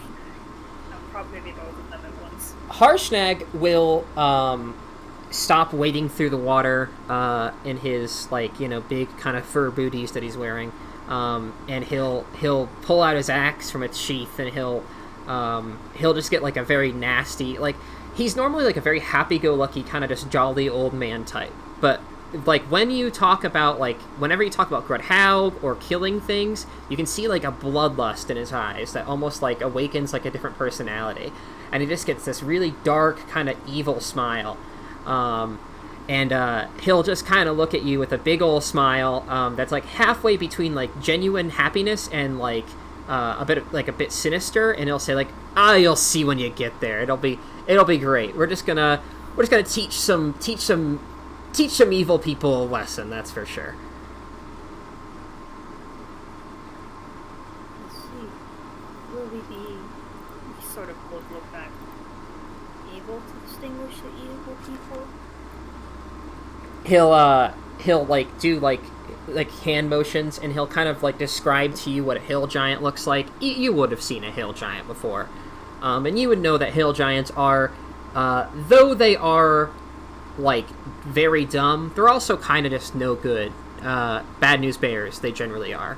And you may have heard about a recent hill giant attack on the nearby city of Golden Fields, which you guys will pass by. You will have heard about a recent hill giant attack on the city of Golden Fields, which was an attempt that was foiled by your friends to not only get all the food from Golden Fields, but also to kill a very good magical tree there. So you would definitely know that if these are the guys responsible for that, probably no good news. Oh, if Liddy hears that they tried to attack a magical tree, she is all up in arms. Yes, magical tree named Liferlos. I almost called it Leaferlos, but Liferlos, magic tree, connections to the Feywild, and he nearly got killed by some hill giants in their raid for unknown reasons, which is part of the reason why you guys are going to Grudhaug, to figure out what the fuck they wanted with a magic tree. There you go. That's a joke for you, Jack. Interrogation. I'm sorry. Just trying to say I'm right here. Actually, I will say, Jack, if you've heard about this, I'm assuming that is the group gonna tell is OG group gonna tell new group about the Golden Field situation?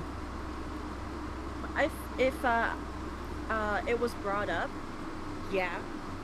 Because Rancho's definitely read at least one song about it. I will say that, like, in your journey, you will pass right by Golden Fields, and you will see the remnants of your food pile, and you'll see, like, a bunch of dead giants and goblinos and bugbears just kind of hanging out. Yeah, you'll see, like, the walls have still kind of being slowly repaired. So you'll definitely see Golden Fields. So, like, if you wanted to describe to them the events of Golden Fields, I would say that would be a good opportunity. For sure. But I also wanted to ask if we're going by Golden Fields and we are within that distance, does Vesper see the things again or no? No, you won't Okay. see them. Yeah, no, you guys, yeah, so, I will say, Mr. Jack Spicewing, that, you will have never heard of, like, giants wanting anything to do with a magical tree, and that strikes you as a little odd. Like, that does strike you as a little bit like you might like jot that note down in your book, like giants tried to attack magical tree, wonder what that's about, kind of thing. You might just jot that down.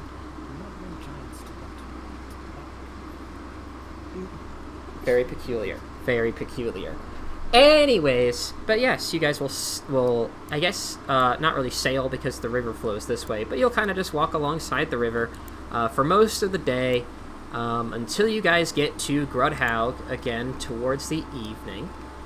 And you guys will see this as you're kind of standing on a hilltop overlooking Grudhaug. And inside you will see, if you follow my pointer, you will see the clear entrance. This is where, like, you're kind of entering, and in this courtyard here, you'll see a couple of giants antagonizing another giant held to a pole. There's a big old pole here that's not in this diagram for whatever reason, but there's a big old pole that has a giant chained to it, and they're all kind of, there's three giants here kind of haranguing the one that's tied to the pole, or chained to it. You see hundreds of sheep in these different pens. All of them are kind of grubby and gross. And you might occasionally see, if you watch long enough, one of them will walk over, grab a sheep, and just eat it wholesale.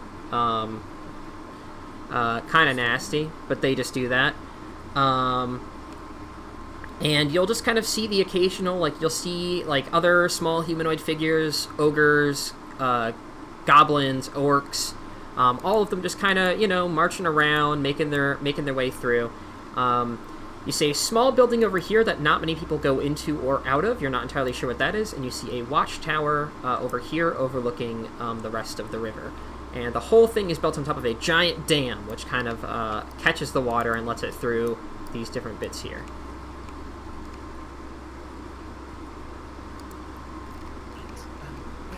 Vesper, Yes. what is our plan of attack?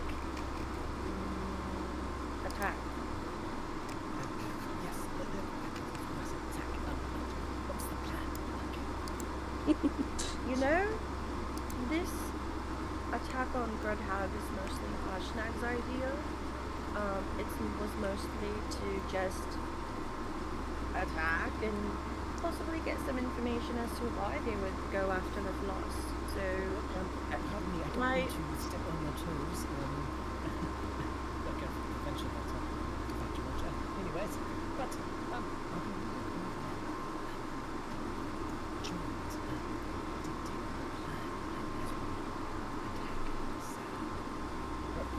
this strikes me as being a very knowledge and dangerous yeah, and he does have bigger friends that have helped us in the past, so they may show up and Yeah. Nature. Yes, well, I suppose just basically we're just getting our lives on. well, I'm sure the very first basic thing of combat is to scout. So you being very intelligent and insightful and perceptive person, I'm very sure you would be more than happy to go ahead and fly around and scout exactly how many giants are out there, goblins, bugbears, maybe even see where Quinga is hanging out and letting us know all of those notes. That isn't actually genius on account. However, don't you think perhaps risking my great intelligence is a little bit too dangerous to investigation? Perhaps if we have another flight, we would venture forward into this. Helio is totally in the middle of eating something. A berry. Just his mouth is full of food. Perhaps it would be better to send that. I will point out that occasionally you'll see like small groups of giant or goblin or orc raiding parties will like pack up their things and march out of the camp. And I would say regular, maybe like depending on how long you watch, you'll see one as soon as you get there. But if you watch long enough, you'll notice that they leave every 3 hours ish. There's like a party that leaves and a party that returns. How far away are we, like, sort of stationed as we're watching them? Far enough away where you won't be watched. Like, you know, you're kind of hidden away. Harshnag is kind of crouched behind a hill. Kind of like you can just see his eyes peeking over as he watches like the. If Harshnag can hide, we'll probably Yeah, that's sort of where it's at. Yeah, Harshnag is hidden enough where he won't be seen. So are you guys. Jack, I'm sure you're just as equally skilled in your flying ability as Hylia to be able to do this quickly and efficiently. The tiefling goblin. He has a name, Jack. Yes. She casts some children's magic spells and whatness. She has the As ability- most of us do, pretty much all of us actually do. All of us do. Who has the ability to change their appearance for something? Me, Finch. Okay. Well, technically, I guess Ava and Liddy, but I think their appearances are more animalistic. No, what if you or Fletch take the appearance of some thousand sorts of people, or just The upper half of the giant and the lower half. and you sneak inside. Yes, you get me to Yeah, that's not a bad idea. I'm get into that. Yes, I know it's not. It's actually probably much better than yours. How It's about- it's at this point really quick when Harshnag will kind of chime in and he'll kind of like he'll pipe up and he'll say, "So, are you guys planning about going about this the peaceful way then? Talking them out of it, talking to them." I'd like to get I'd like to try and possibly see if we can get some sort of information out first and then we kill instead of going the other way around.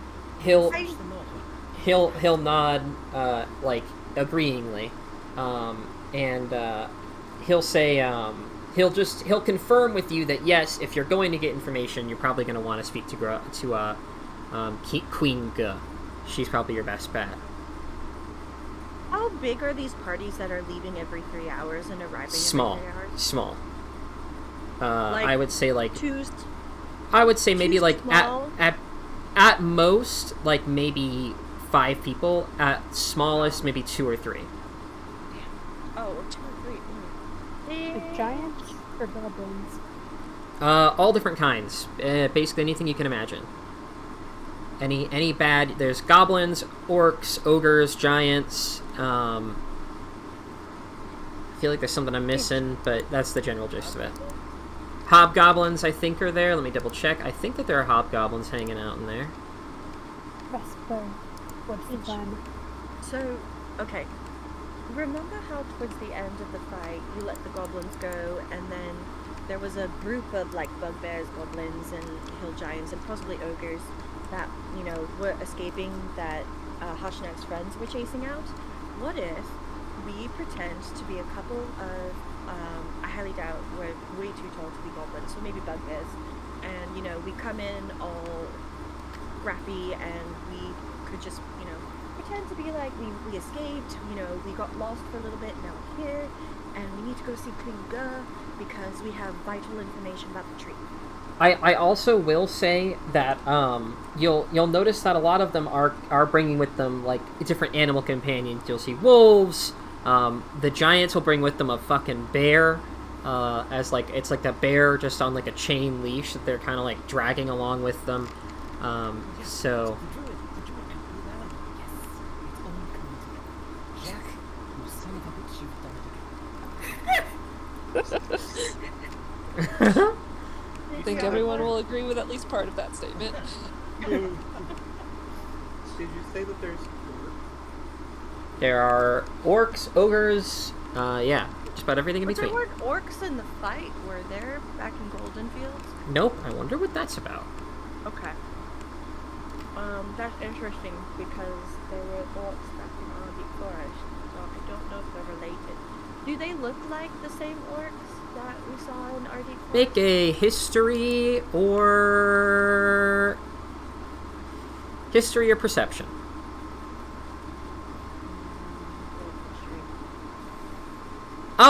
These look similar, but they have distinctly different like markings about them, like the way that their war paint is done and some other different things. This appears to be a different tribe of orcs. Would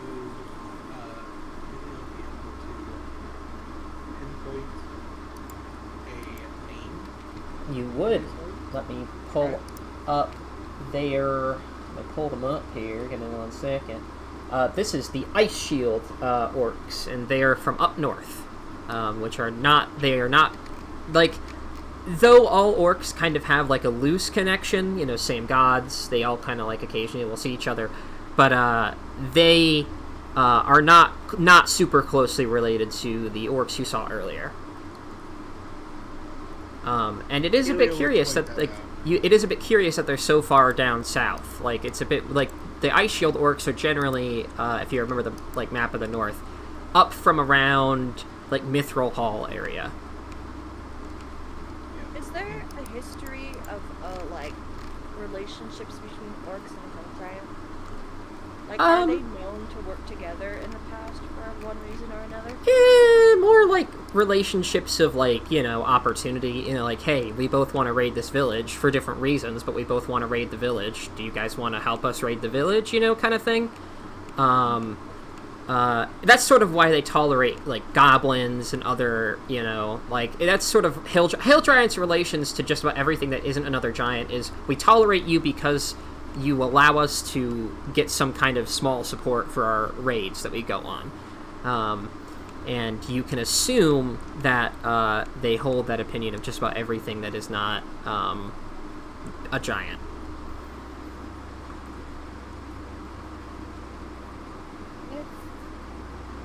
Before we go in, on the off chance things go south, I would like to give everyone just a little inspiring speech to give them an extra, I think, 11 HP bonus. Ooh. Also, I wanted to ask, Lydie, I know, like, you and Ava can turn into animals, but from the looks of it, it seems like, you know, they've got them chained up in some sort of way. I don't know if you're comfortable with that, and if you are, then okay. If you aren't, then totally understand. Are all of them, like, in some way, basically everyone has a leash? No, not all of them. The wolves generally don't have leashes. It's generally the bigger ones that have leashes. Like, again, like it's the ones that could not possibly be domesticated are the ones that they have to put on leashes. You know, like, the bear, you can't domesticate a bear. No matter how much you train a bear, it's not gonna play along, you know? Oh. So, like, a wolf, not gonna be on a leash. But a bear, that's gonna be on a leash. Yeah, I can do that. I mean, that little house over there, do we want to check out what's there first? There's not a lot of people over there. I mean, we could. We maybe we could, in our disguises, like, pretend we're doing work or something and go to that place. We all go in. Jack. I'm assuming yes, without Harshnag, because Finch and I can disguise, you two can be animals, and Jack and Helio can hide in pockets, or if your fur is thick enough. Perhaps we should split into two teams. Oh, but then we won't be able to talk to each other if we find something out or something goes wrong. We're not far from each other. Finch and I have the ability to send messages, Well, Oh, right? Finch, you can do that. Oh, you can too. Oh, by all Also- means. I mean, need be me and Just out of curiosity, have Alva or Liddy ever seen Jack like use magic at all? Okay. That tracks. I think Alba might highly doubt this and think that Jack just wants to be included, so he gets a tiny like pat on the head with just one finger. so he's over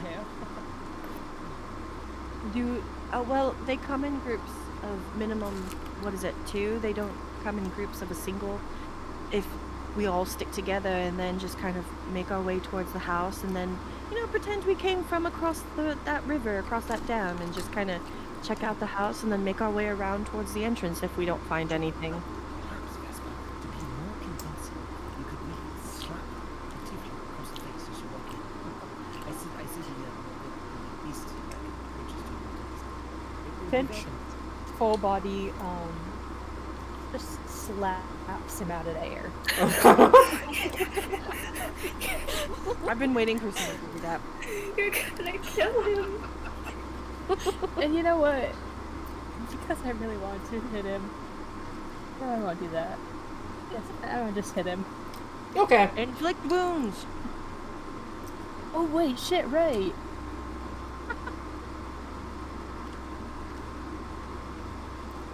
He's gonna get snatched over here and full body inflict. No, not looking at spells. No, she's just gonna very politely slap him with the firebolt. Oh, slap him with a fireball. Oh, I'm sorry. I thought I saw a mosquito there. Oh shit! Oh, wow. There goes those 10 hit points. How many were there? 12, so you only take 2 damage total. You seem to have singed the wing. A little overzealous, perhaps we should save that for the other creatures like you. It's gonna get Jack again. Alba puts a hand in front of Jack so he can't get hit again. We're And going then to do this? probably- I think it bows over Jack's shoulder and please forgive him. Okay. We're going to do this as an entire group. Yes. If we get split up, we get split up in pairs. But for now, we're going to start We're as going to start a group. as a group. So, Lydia and Ava, you guys can decide whether you want to be bears on leashes or wolves. All wolves. I think wolf might be better. Give us a little more room to move around. I don't want to wear a leash. Before that, That too. do you intend to sleep and only use the disguise as a last resort? Or walk in confidently? We walk in confidently, obviously. I mean, we will belong. So our headquarters. It's more than likely best to do it confidently because any amount of suspicion will just... If you're going to do a lie, do it as truthfully as you can. And we're going to do it in disguise.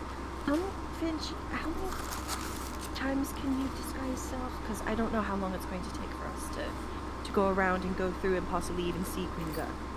I mean, technically I have a disguise kit and proficiency with it. I don't know what that does. Besides, I can disguise self. I have 4 level 1 slots, 3, and 3, 2, so. Okay. I can do it fairly often, so I think we should be safe. Did we want to also have a what's the word I'm looking for? Like a notification to Harshnag that it's like now, you know, the fight is on, come to the village, you know, we're in deep.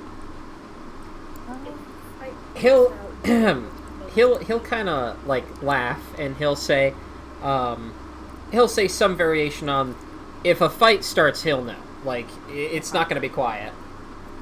Also, Harshnag, do you know if your 2 friends will be joining us or not? He'll shrug. Okay. I'm very sure. Also. Very sure. Okay. Also, Harshnag, have you had a chance to, has Maxine messaged you at all through the stone yet? Or no? You haven't heard anything from her? He'll shake his head no. Okay. Well, you know, we could sneak down as close as we can get and then disguise self right before we go around. I don't know exactly how close we can get towards the house without having to cross the river and then cross again. But yeah, we can go check out that house first. Okay. So is that the plan? House time? Yep. Yep. Well, yeah, I will just transform whenever they put on the disguises. Alright. So, yeah, you guys begin your march, you know, down the river towards this small house. As it's kind of the evening, it's kind of, you guys are all kind of under the cover of darkness. And as you guys get close, you still don't see anybody, or I'll maybe move you guys over to the right map so that way you guys can actually know what you're doing. I'm gonna leave all my bulky, like, weapons with Harshnag. I don't Okay. need them. Let me take you guys over here. Alright, hey, I moved you guys in front of the house. Harshnag does not exist. Pretend Harshnag is not here. Oh, our one true friend.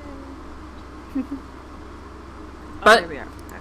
you will approach the house, and you guys can't see inside of it yet because I moved you guys too far. You guys are about here. You guys can make me perception checks as you approach.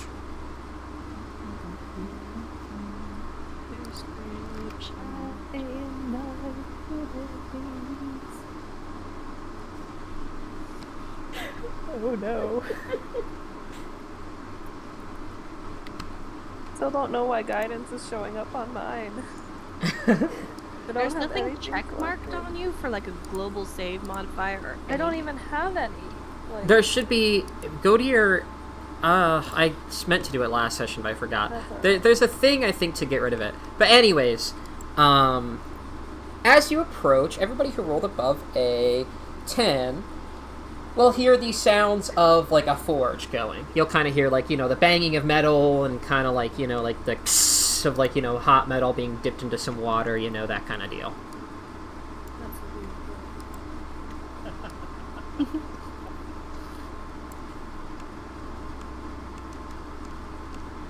Make our approach to the house slowly. We have left one. Remember, remain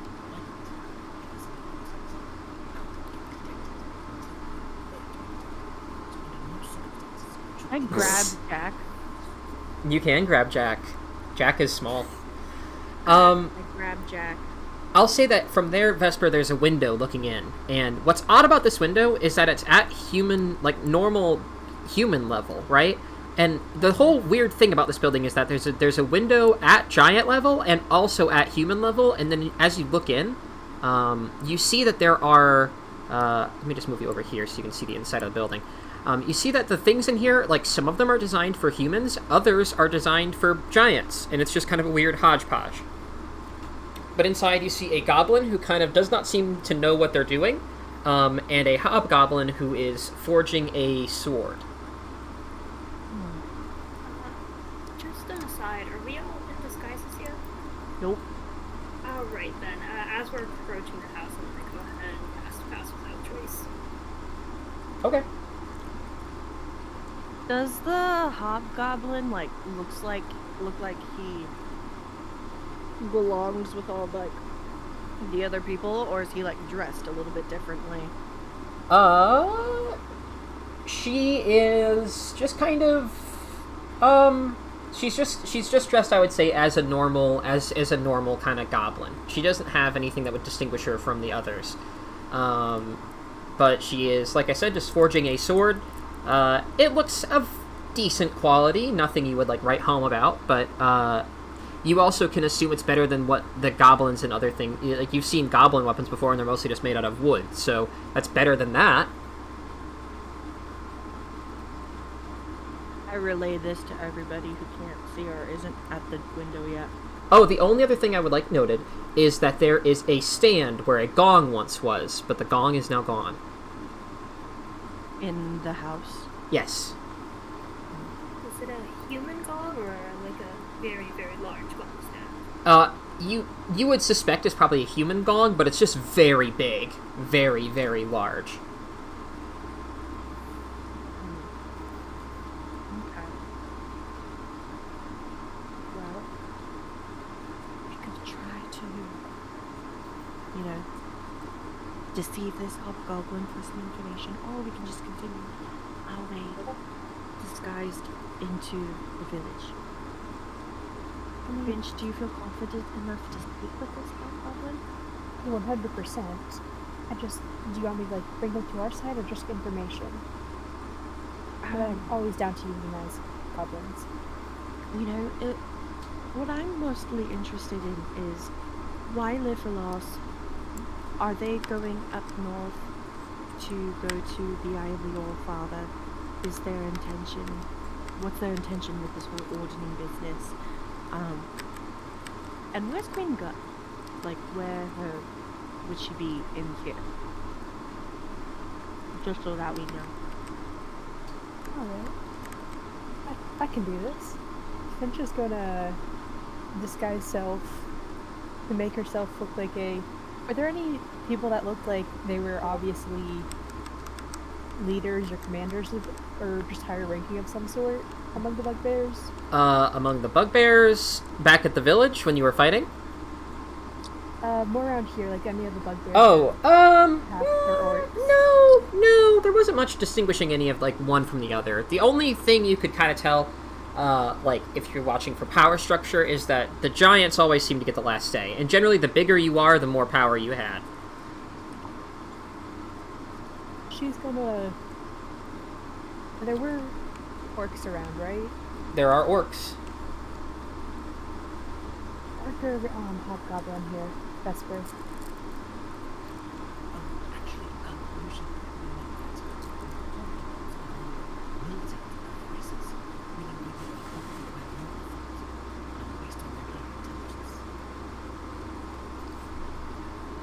will Insight check. is this true? I mean, you can do an insight check, but I would say, yeah. I mean, you would kind of know that's kind of true. That's a good point. That's a very good point. I was going to say orc, just because maybe, they might have a little bit more sway in terms of if the journey is to, travel up north, and maybe an orc could come down to inspect weapons or something, but I mean, listen to Vespa and possibly have it work. Or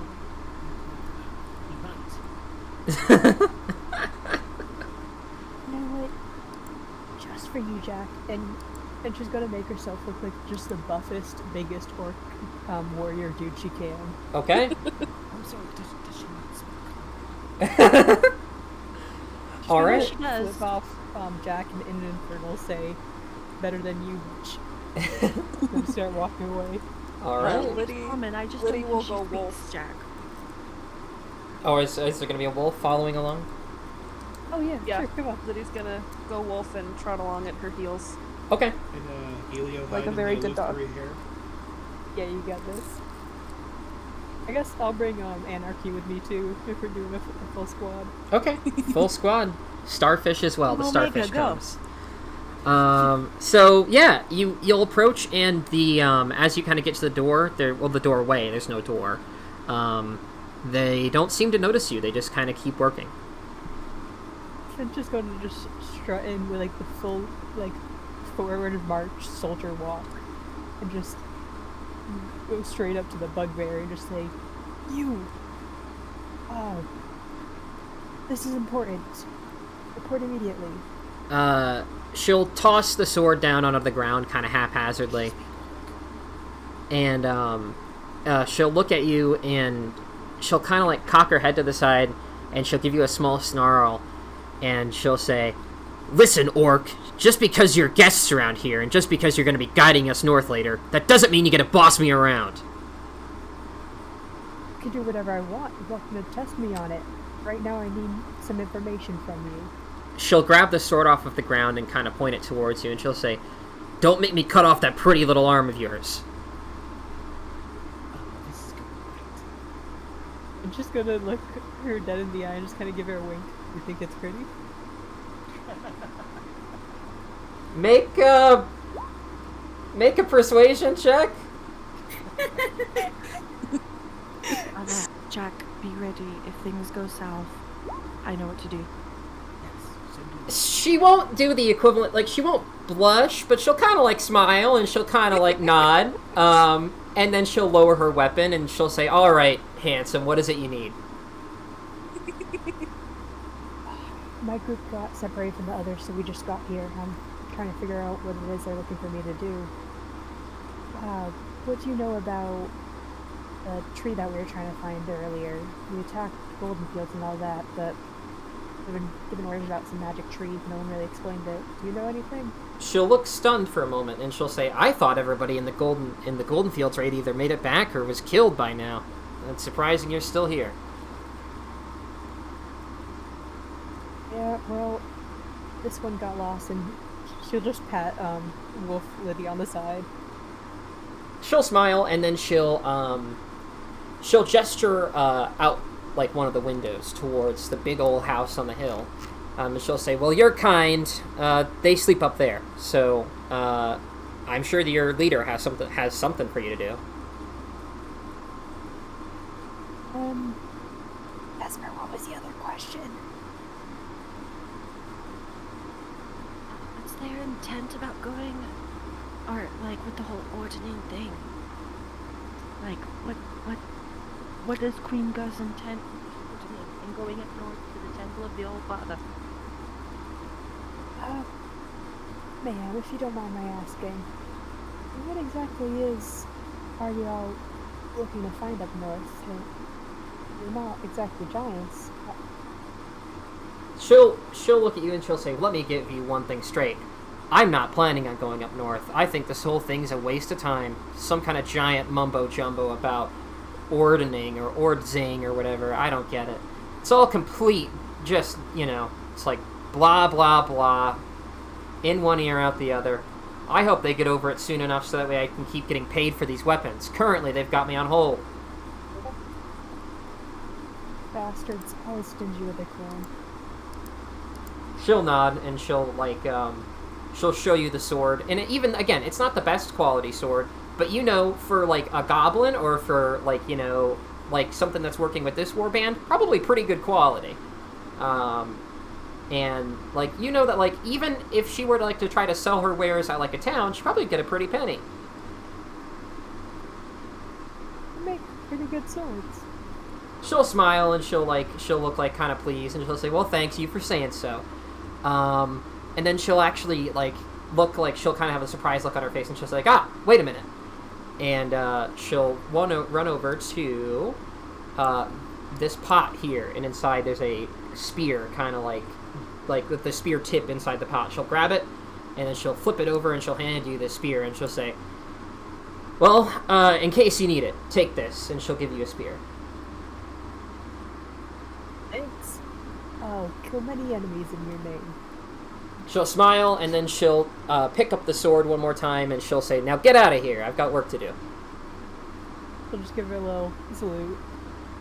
She'll give you like a kind of confused salute back, and we'll go back to her job. Esper, I got a spear. Good job. Let's go around the corner over here. Where we can't be seen by her and stuff. So, okay. It wasn't a terrible job to film. Jack. Names. Yes, sorry. Yes. It's like latchkey or something. Sure thing, Josephine. Look, I don't think she knew much, but she did mention the orc leader. I might be able to get more from him. Okay. So, did you want us to accompany you as orcs to go see him? Or should we separate and go, mingle amongst the others? Or maybe even try to find Quinga herself? Up to you.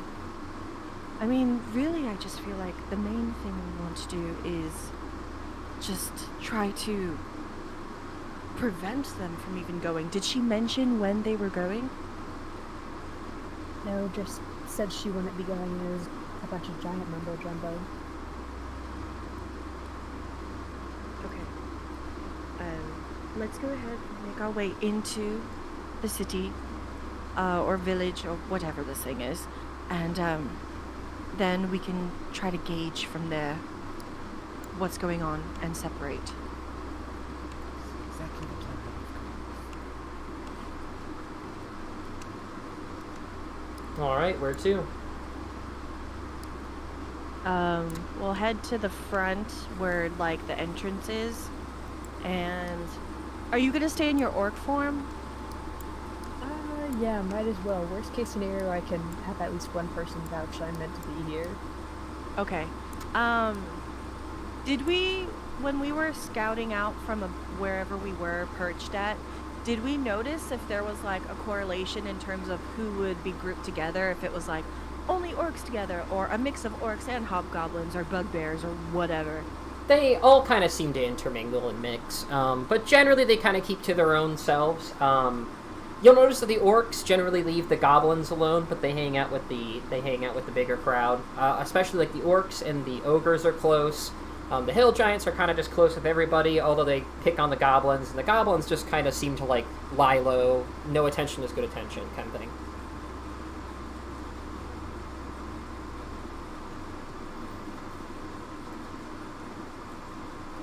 And the bugbears aren't really like a thing? I mean, the bugbears, I would say, act similarly to how orcs do, but with, like, they still have that, like, bits of goblin. Jesus, my god, cat. She just tried to jump up onto my desk and fell into my trash can. Jesus. Oh my god. Alright, but, yeah, no, you'll just kind of see that they kind of act like a mix between the orcs and the goblins. Like, some of them try to just keep a low profile, others kind of, like, will join in whatever they're doing. And they seem welcome enough. Okay. Then just to give a little variety, I'll go as, like, a bugbear, but a very, like, plain, boring, easy to just kind of, like, glance over bugbear. Nothing too, like, fancy schmancy. Just someone who can really blend in with all the things that are going on around. And then, I don't know if Ava wants... I don't know. I'm assuming bugbears are fine with having, like, a wolf hang out with them. I don't think... There wasn't anything about, like, who got to hang out with animals or not. Yeah, no, all of them kind of seem to, like, have a mixture of animals. So, like, the animals are not divided by race specifically, okay. Except for really, if you wanted a bear, if you were going to bring a bear in, you probably would have to be a giant, or would have to have a giant with you. Then I'll be a bugbear, and then I'll just pretend to be, like, someone who was assigned to hang out with this orc, Ice Shield orc, and just kind of, look like they're in charge of me. And yeah, I will become wolf.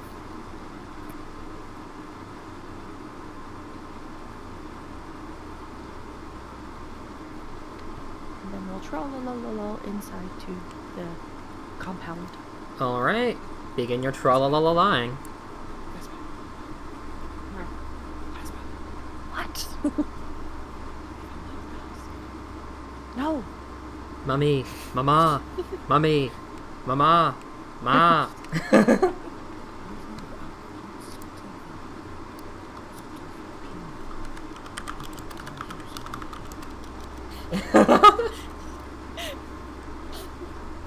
Water. Well, we'll talk about it later. 17 different herbs and spices. Yes, I only have the recommendation. Friends, just, to come up with that's it. I'm gonna nonchalantly flip my hair and maybe accidentally hit Jack in the process.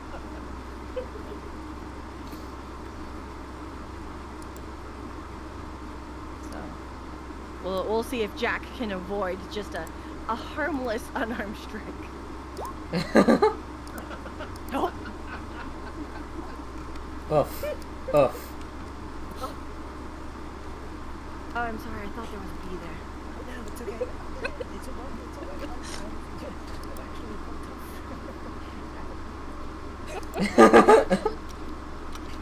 Okay. Lead the way, Finch. I'm going to trust that you are going to pretend to be in charge, and that if we need to split, then I'll just kind of lounge around and maybe walk and not gain any attention, and maybe turn things. Well, just looking around and watching people, can I get like a feel for how orcs are supposed to behave? Give me a perception check.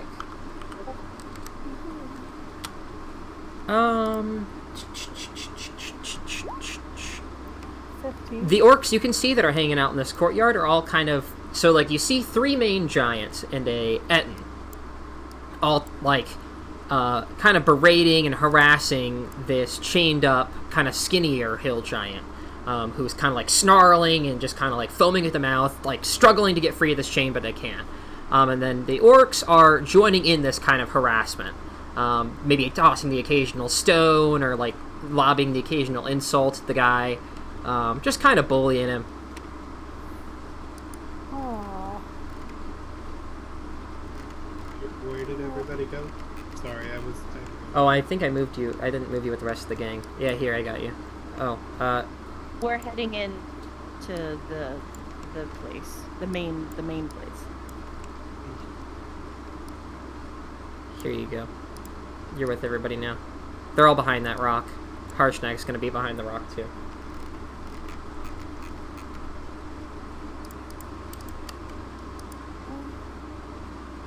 Aw. I'm just not comfortable picking on this guy. This guy. Are you by Julio? Yeah. I mean, are we? Is Yeah. Julio on the wolf or on? I was hiding in Finch's pretend hair. It's like a full, elegant, windswept hair. Yeah, I was hiding inside of it. I'm like, but you have to. This is how it works. Ask. Be me! Oh yeah, and then Julio can whisper Orcish too. Oh, I forgot. There is the one thing I forgot to mention is that the giant they're all kind of bullying seems kind of sickly. Kind of weird. I would say you notice maybe there's some kind of pussy situation going. Ooh. Instead of a sussy baka, you've got a pussy baka. I would say kind of just kind of gross, sickly looking, in a lot of different like snot dripping from the nose, kind of teary eyes. I guess you can interpret that as crying, but just kind of gross and nasty, sickly, sweating, really gross. Was it a big group that you said was surrounding the dude, or a really small group?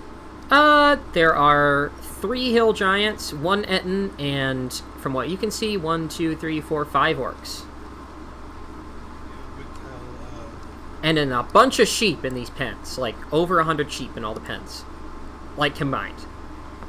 Julio will tell Finch to keep the threats and aggression verbal, and you won't have to hurt him. Oh, okay, then we're doing this then. Finch is going to feel very terrible about this, but just go up to the group and joining on the laughing. Okie dokie. Get a move on, gamers. Go. I'm not your slaves. Move. Vesper can do it, so can you. Yeah. Oh, I was stuck in the room and confused. There aren't any bugbears here. I'm just gonna like slowly walk as if I like know what I'm doing, but I don't. Okay. Once you get there, I will say, let me read what the book says to read when you guys get to this position. Come on, book. Come here, little boy. Alright. It says, 5 crude tents stand in the middle of this muddy courtyard surrounding a campfire. A couple of orcs from the Ice Shield tribe are gathered here, around a fire, and then you can see some of them are resting in tents. Blah, blah, blah, blah, blah. I just want to make sure that there's nothing else that I need to read. Yep, other than that, you just see you just kind of see them all kind of, like, lobbing verbal and physical abuse at this sickly looking giant. But you'll notice that they all stay away. None of them get closer than, 15, 20 feet. I have a question. Yeah. Would Yuri have taught Helio any sort of unique customs to this tribe? Make a history check.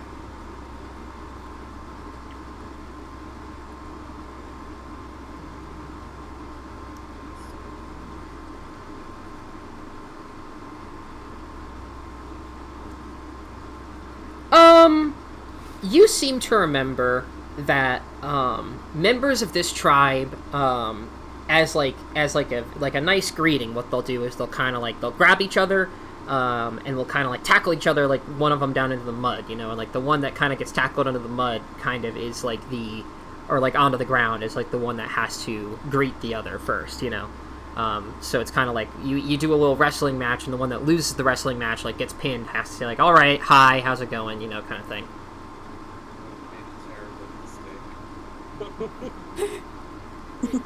You really have. I have a -1 strength. That and Helio's in your hair, so you get tackled. But Finch, when you kind of get into the group, you see all these different orcs. They're all just kind of some of them are just kind of talking around this fire. Others are these 3, I would say, are just kind of talking. These 2 are kind of standing back and hurling rocks at the giant. But none of them will say anything to you, really. Okay. What the giant did. What? Ask what he did. Be tied up. I'll, Helio, you know Nudge. giant stuff. Do you want to make a guess at what they did? You do. Make a history check.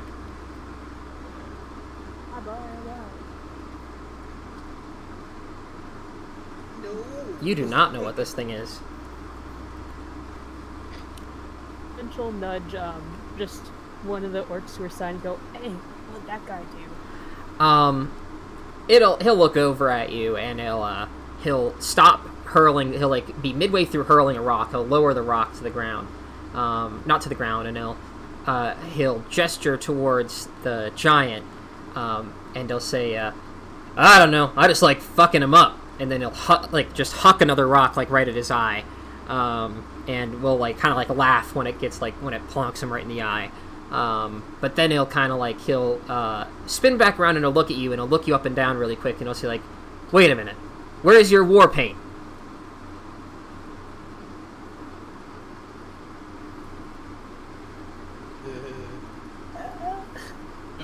I had to, move it. I was helping treat a patient.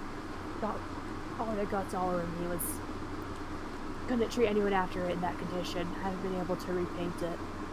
Make a deception check with advantage. Perception check. Perception? No. No. Deception. I was That's mixing persuasion and deception, and I was like, oh. Huh. I have a +9. Why do you fuck me? That's good enough.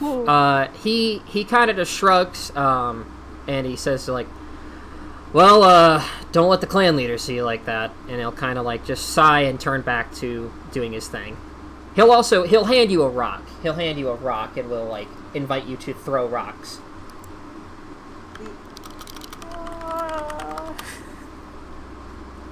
No. Is he still watching? No, he'll turn around. Like he won't pay too much attention to you. I forgot to mention because the book didn't give him a name, but he'll say that the guy that's in charge of him is named Jartalk. Okay. Jartalk is his name. Do I, just looking around at all the different paints they have, get a sense of maybe what war paints I should be using on myself? You just kind of see, like, I would say, like, they're all kind of, like, in a light blue, they all have, like, a light blue war paint, and it's odd because it doesn't seem to fall off, like, you know, it's raining out, so you'd think the rain would wash it off. However, the rain does not wash it off. They have this, like, kind of, like, lightish blue, war paint that's kind of formed into different, images of, like, ice wolves and, like snow drifts and different imagery that would evoke like the north, like the mountains and the wildlife up north. Each one is unique. Each one kind of like hints to perhaps like maybe their name or something like that.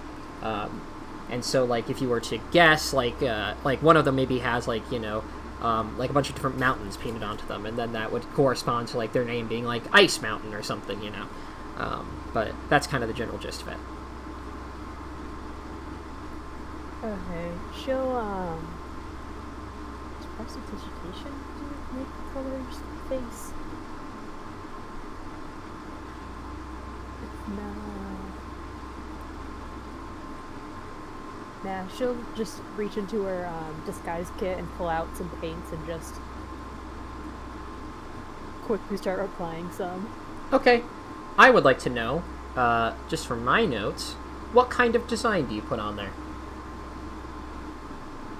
There aren't, like, snow coyotes, are there? There could be snow coyotes. There's, like, snow foxes. A snow coyote's not too far-fetched. She'll do, like, a coyote for anarchy. Okay. And then just some different, snowstorms. Okay. Alright. Works for me. Works for me.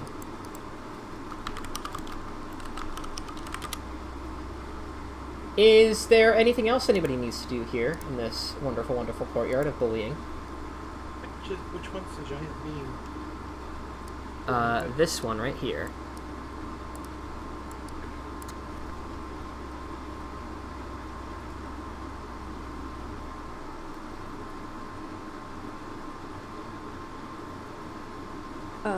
Wolf Liddy will, just to kind of try and help in the deception, like, growl and snarl a little bit at the the giant they're tormenting. Okay. Like, bark at it. Okay. Your efforts are not in vain. The giant will kind of it's not speaking. It doesn't say anything other than just kind of like howling and being mad, like snarling, howling, growling. All kinds of owling words. Yeah, it just looks very very mad, and it will look at you and kind of give you like a nasty look when you bark at it, but it won't pay attention to you too long. Does it seem sane? Sane? Make a... Yes. No, it doesn't. Okay. Because just like the you said it was like frothing at the mouth, it almost sounds a little bit like rabid animals that Liddy might have encountered in the woods. Hey, that's a very, very good comparison. Exceptionally good comparison. That is exactly where your mind goes, and that is probably what this thing is, like, comparable to. Gotcha.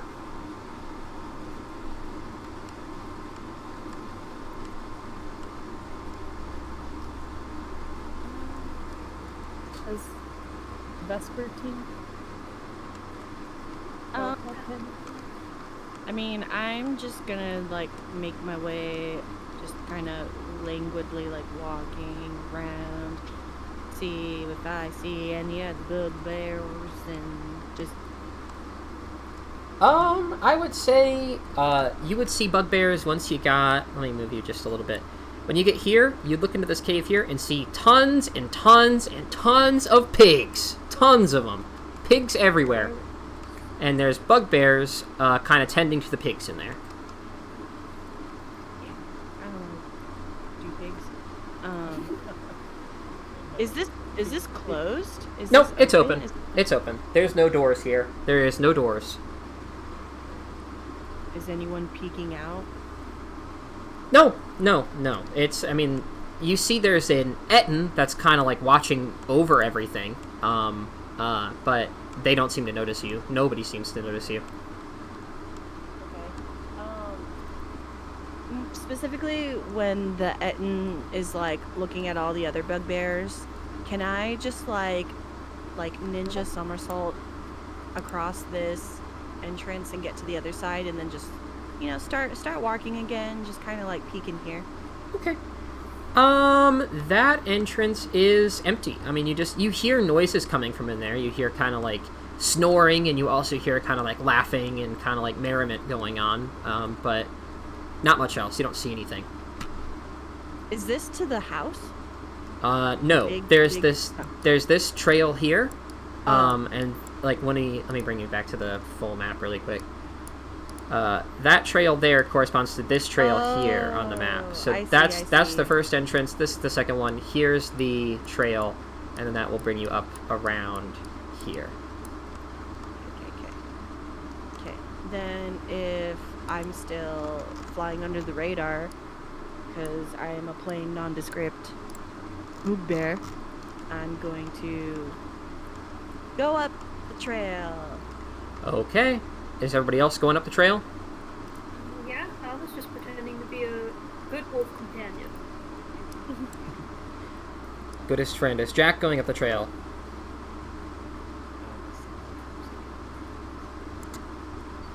We're just walking around, just kind of viewing what's around, what's here, and Nope, I'm gonna make my way up. Oh, don't move. I'm gonna make my way I up. have to bring you to a different map if you're going up. Who's all going up?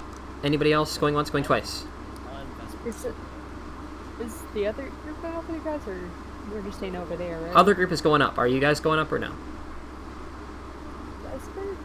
I mean, up to you guys. Like, I'm just trying to, like, make myself look like I know what I'm doing by exploring this place. And just, like, you're more than welcome to accompany me, because I'm assuming we're going to try to play this part of, like, you are my, like, guide person that you have to tell, like, things to and whatnot.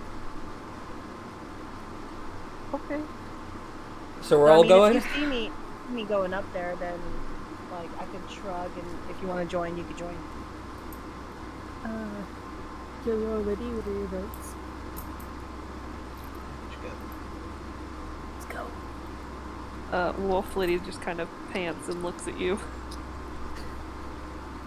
I'll take that as a you're in. All right. Let me take all of you and bring you all to a new map. New and improved. Yep. And then, yeah. There we go. Who can see, who can't? I can see. Can see. Amazing, alright. I can see clearly now.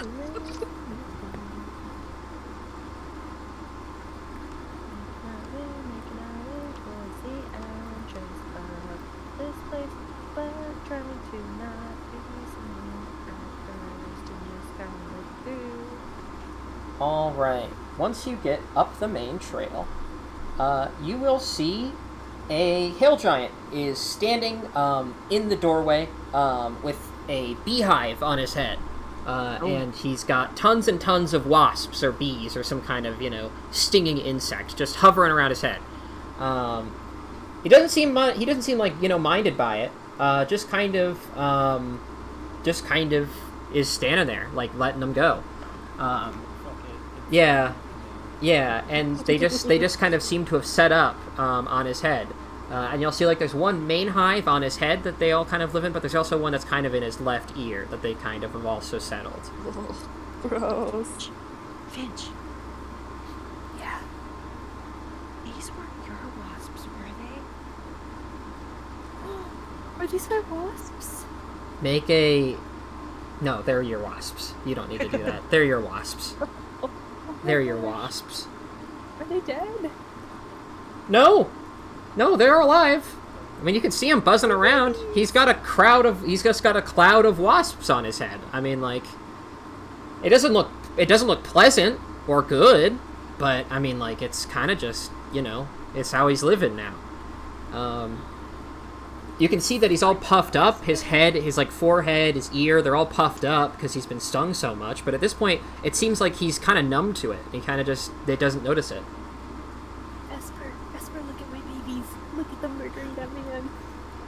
Does he look catatonic, or like are his eyes also like swollen? No, he Does can it still look like see. he can see? He can still see. Okay.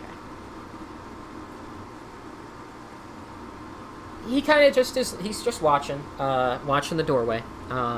He might glance at you, but he won't pay you any real attention unless you guys start, like, getting in closer.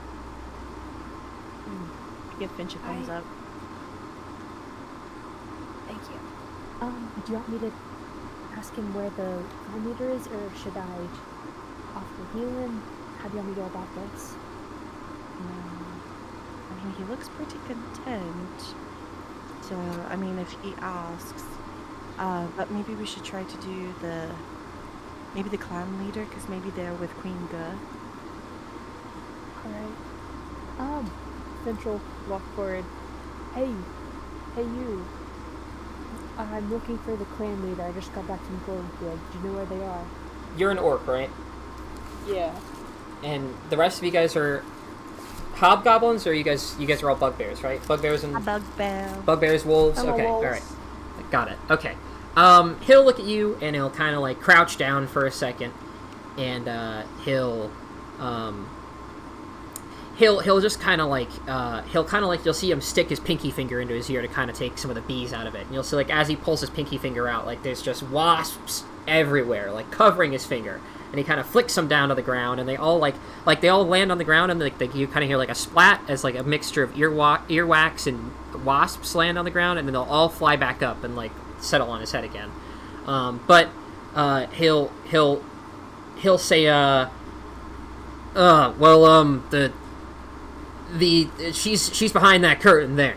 But she's busy right now. And you, orc, you don't belong in there. We're waiting for the mission tomorrow. I've got urgent business to discuss with her. He'll just kind of roll his eyes and lean up against the wall, and then actually he'll draw back the curtain first, which I will do on the dynamic lighting layer. Yep. And then he will lean up against the wall, and we'll gesture you inside. Esper, Yes. what do we do? Hey, this is what Queen Go looks like. How lovely. I like how her crown is a well. It is a well. I like the sword piercing in her nose. I like that too. That's my favorite part. I like the tiny little skeleton on her shoulder. I like that Very too. green as a crown. Isn't that neat? Is that a coffin on her necklace? Or a shield? It's a shield. But, anyways, yeah. That's what you see. Those were ravens at first? No, they're fucking vultures. Yes, she has a couple vultures that just live on her, and they just kind of seem to fly about. I also have to read this description here. Give me 1 second. For this room right in front of you. This is the feasting hall. It says here, Chief Ga can be found here alongside with 5 male hill giants and a couple of other denizens. Oil lamps and iron sconces are mounted on thick wooden pillars that support the rafters from 30 feet. Support the rafters 30 feet from the floor and the roof. which peaks at 65 feet overhead, protruding from the northwest and south walls is a 10-foot wide, 20-foot high wooden ledge that the goblins use to get around the room.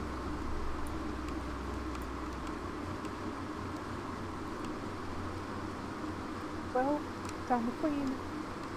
What do we do? Could probably like pretend that I told you some information about Lifferloss and you need to tell it to her so that she knows, but I don't know if she would tell you because you're supposed to be an orc from the north, so I don't know if that's gonna like fly. Okay, do I just call her Your Majesty? I mean, use all of the superlatives. I'm sure she'll be fine. Fuck, okay. Pitch is going in. Okay. Knowing giants, would I know, like, maybe not use human and more like your grumbliness or something? You would know that giants, like, it depends on the sophisticatedness of the giant. Hill giants generally just usurp human titles, because that's what they view as, like, important. But higher level giants, like stone giants and up, will generally have their own kind of titles that they will grant to people. But hill giants generally just use, like, queen, king, chief, that kind of thing.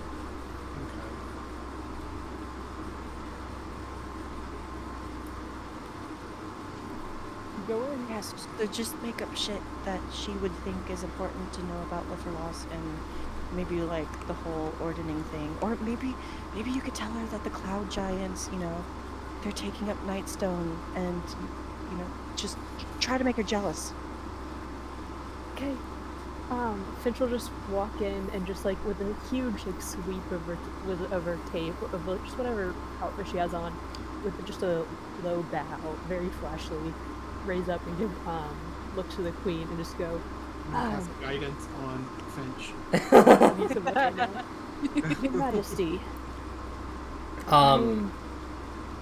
When you say that, when you do all this, she'll like look up at you. You'll kind of hear like a as she kind of like moves her head upwards, and you can kind of tell like there's like just like a bunch of snot and mucus kind of in her. That kind of like has to settle differently as she moves her head. But as she does, she then kind of like she looks at you, and she says, "Move, everybody out of the way!" And then all these ogres immediately start scurrying back, and one of them kind of steps on this goblin here, killing it instantly as he steps on it. Oh no! Kind of just making it go splat. And then they all like scurry away, finding a seat. And she'll say, "This better be important.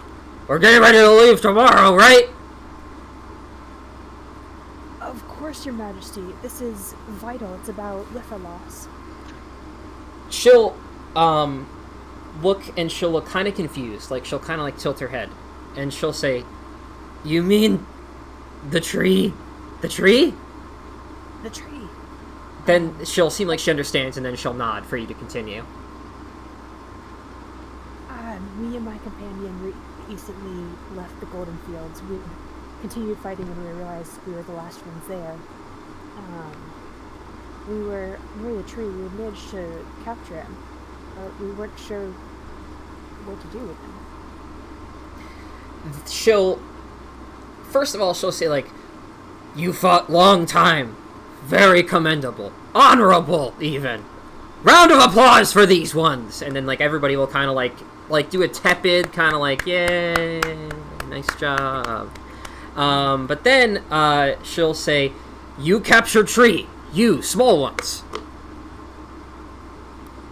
Yes, but we were only able to carry it so far. We agreed that it would be best to leave it and come get help.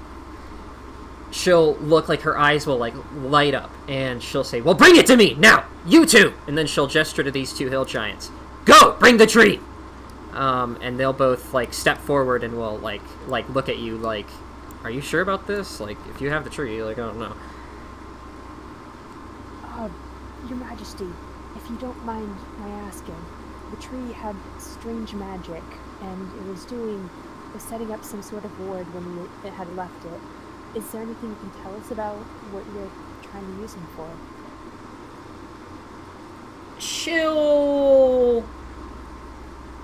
She will make a persuasion check. Yeah. With the D4? Oh shit, what's it supposed to... Sorry, that's an 18. 21. Okay, I need to get one thing. One thing.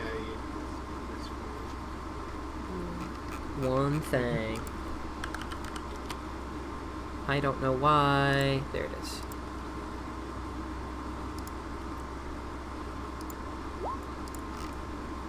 Okay, yeah, she'll look at you, and you'll kind of see there's like a moment of hesitation where she'll like say like she'll think to herself like, maybe I shouldn't tell her what I'm doing with the tree, but then she's like, who cares? And she says, "Oh, I heard from the goddess herself. The tree, it will help us reclaim the ordning. All for us, everything for us." And then all the hill giants will all kind of like clap a little bit, and then she'll kind of say, "All for us, but most for me!" And then everybody will like start, "Yeah, most for you! That's what we're waiting for!" And then they'll all kind of like go back to doing their thing.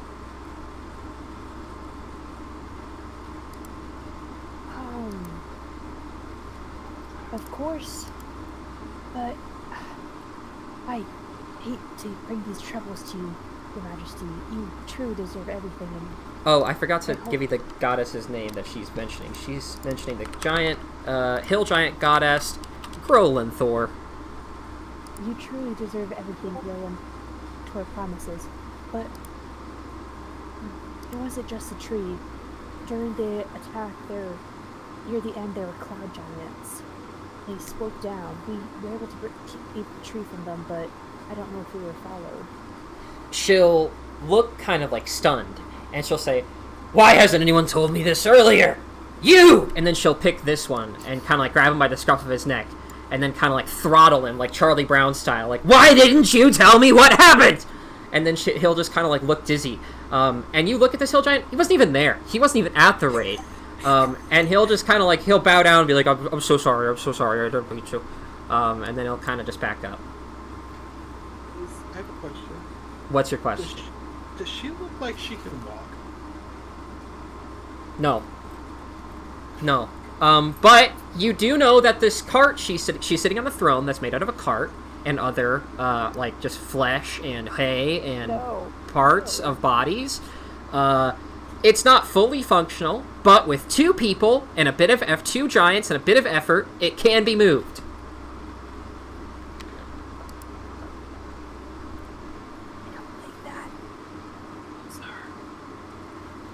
I could have cast enlarge on myself and became a giant. Never mind.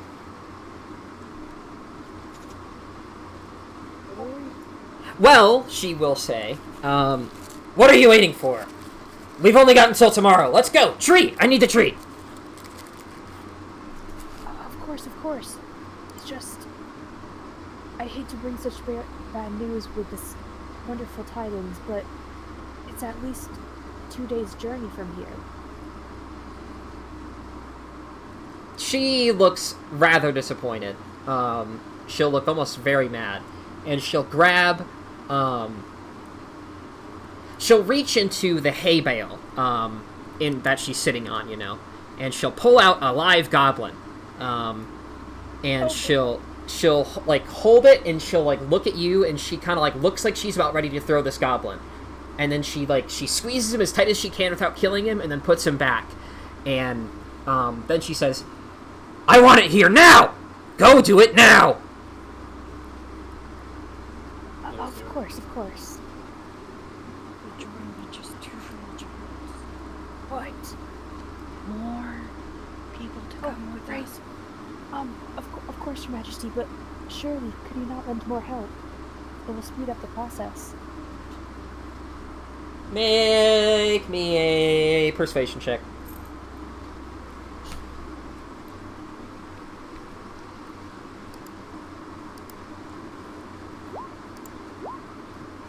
She will grab two other giants. She'll grab this one and kind of like push him forward towards you guys, and he'll almost like fall into this pit over here. These are like boarded up pits over the basement that you can see into like the pig area below. And then she'll whistle, and then another giant will step out of the kitchen and will come up to the throne, and then the second he gets there, he will also be kind of tossed forward towards you guys. And they'll all just kind of look at you absent-mindedly. Hi. I guess. Yeah, let's go. I'll give another bow and thank her and just get the fuck out of there. Okay. During that whole conversation that she was having with Queen Ga, could Vesper have just like looked around and like see who, like how many people are where, what rooms are what, and like just kind of peer around and take note? Yeah, you can kind of take a look around. I would say you could see pretty much this entire room. You could see that there's just a bunch of like goblins and ogres hanging out in there. You'd also see if you went over and maybe sat down at one of these big old tables, you could see that there's a wolf pen over here with different wolves being kept in little cages over there. And then you would also be able to tell from the smell, the wretched smell, but the smell nonetheless, but that there is a kitchen over here. You'd also hear violent screaming from inside.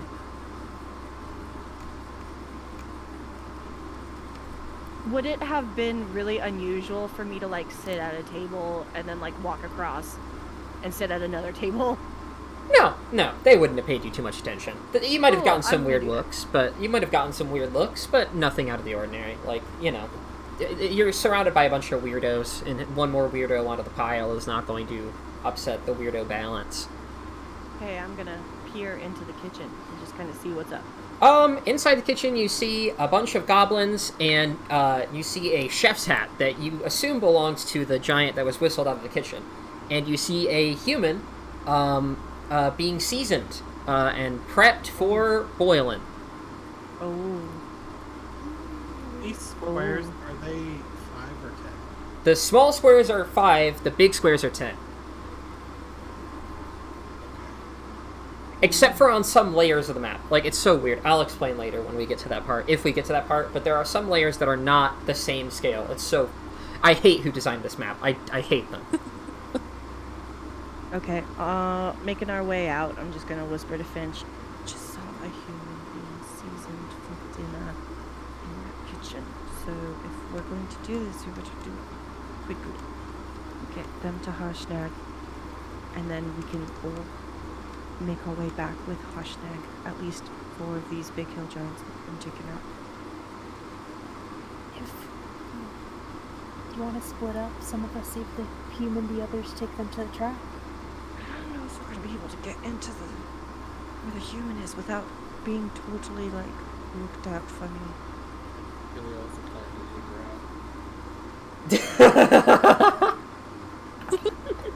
Oh my god. Has a plan?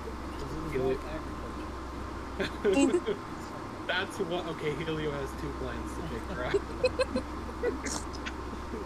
I mean, I'm are surprised there there's... windows around? There are windows. There are 2 very large windows right here and right here looking out that way, and then there's one looking out this way. Damn. And then the only other thing I will say, in terms of, like... I'm just surprised there's another plan here that I am totally stunned none of you have stumbled across yet. Like, there's a plan that I am, like...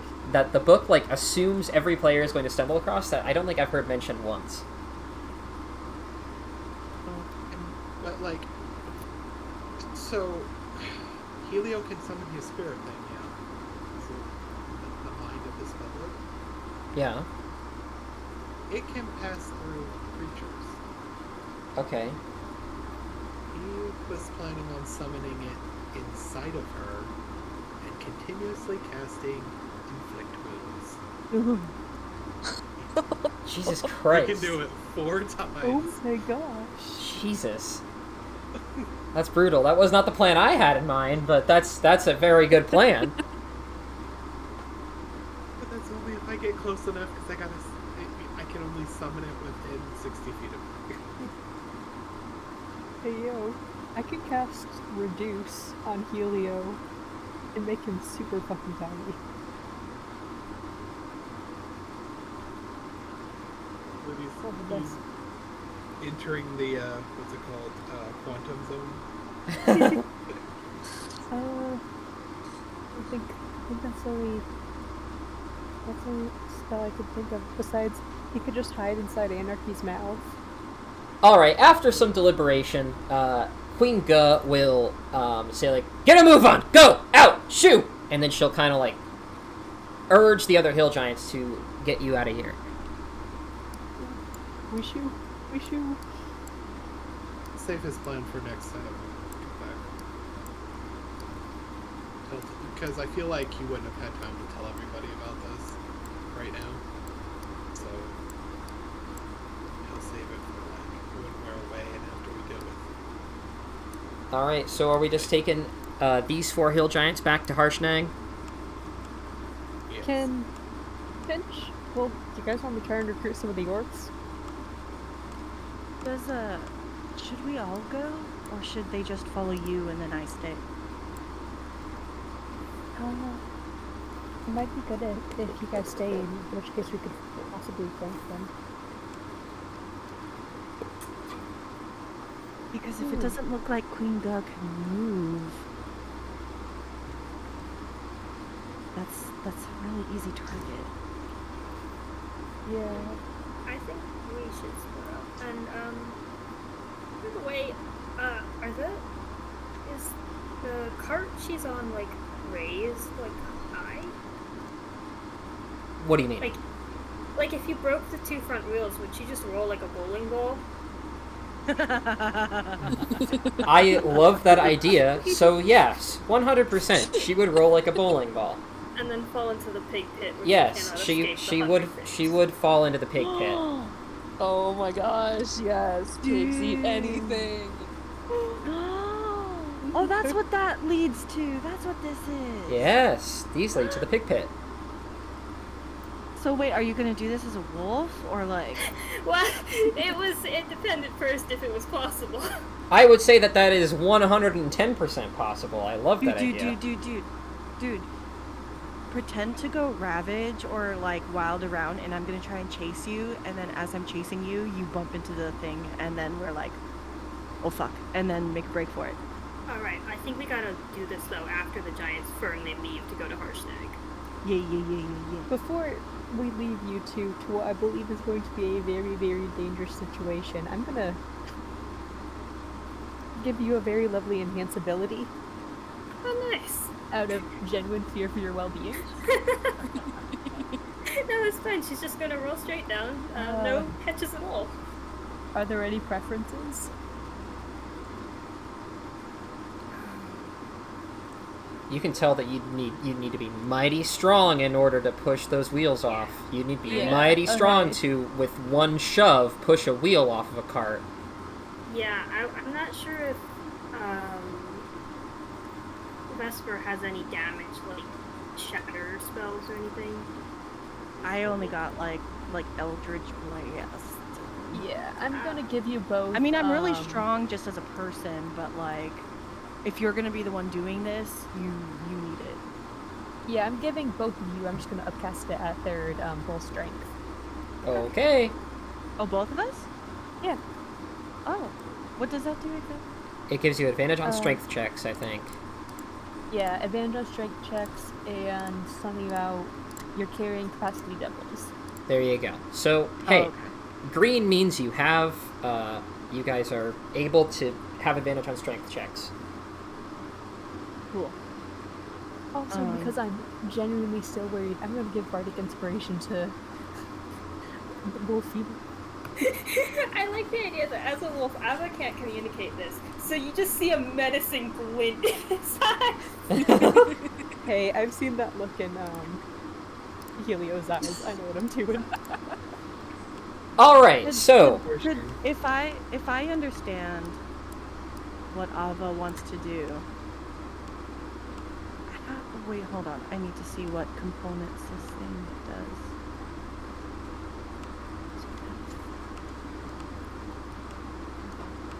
Could I have, like, as everyone's distracted while they're leaving, cast Expeditious Retreat on the wolf to make him run really fast? Yeah, you can make the wolf run extra fast. That's fine. Okay, I'm gonna do that. You're gonna run super fast around.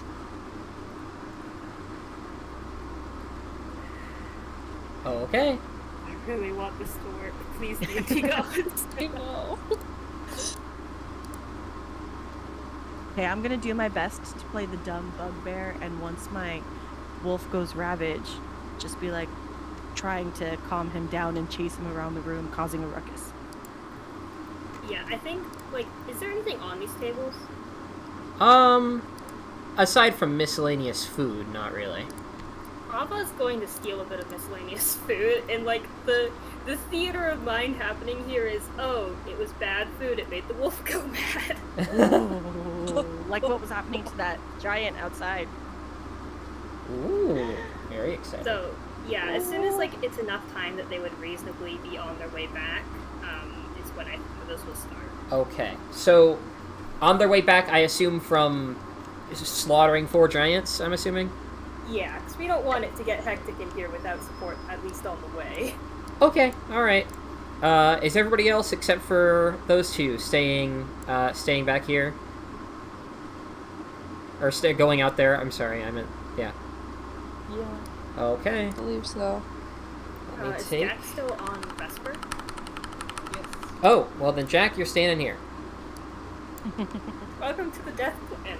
Well, if we need to kill time, you know, maybe we could nonchalantly wander into the kitchen and just, you know, try to find and see if there's food gonna come out soon and see what's going on with this human. Alright. Grudhaug lower. Alright. I will plop you guys down. Where's a good place for a fight?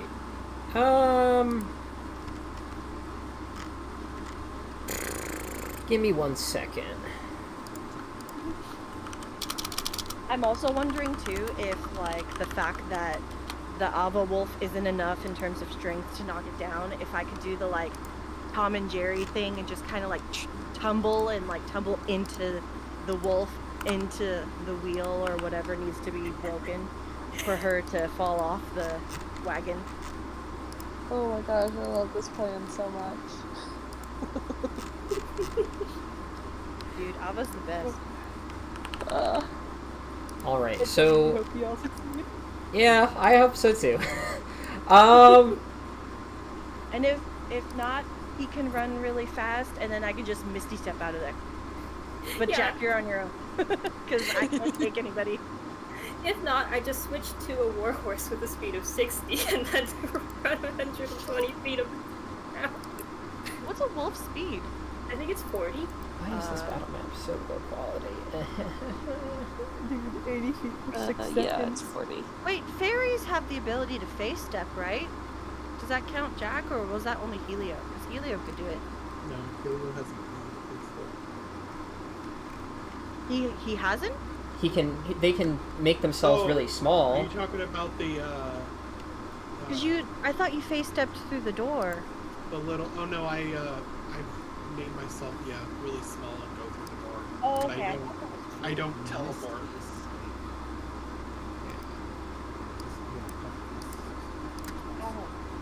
Do we? Hey, you can use that What? as a reaction. I don't give a shit. That's... Using it in response to damage is dumb. I'm changing that. Jack takes emotional damage from you putting him in danger. Psychological damage. It's like when a squid or an octopus like inks in the water. That's what he does. I have a passage. You can squeeze through a space as narrow as you wish. Oh, That's not what I wanted. Alright, we're gonna wrap it up with a combat. Because you guys need to kill these 4 giants before any plans can commence. Kill them all. So I'm going to set this battle map up, and then does that look alright? Yeah, that looks good. Okay, let's turn the grid off because the grid's gonna be stupid on this map. And then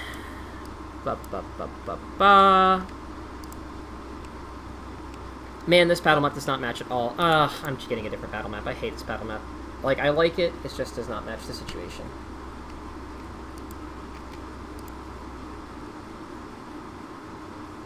What is this?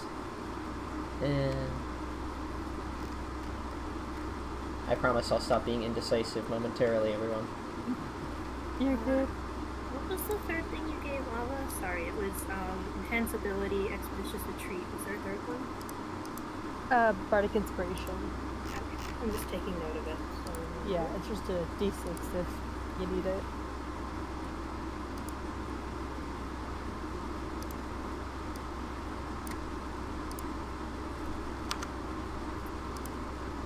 Every single battle map on Google Images is literally so small, and it literally will not upscale beyond, like, 3, and it sucks. Literally every single one is like, ugh.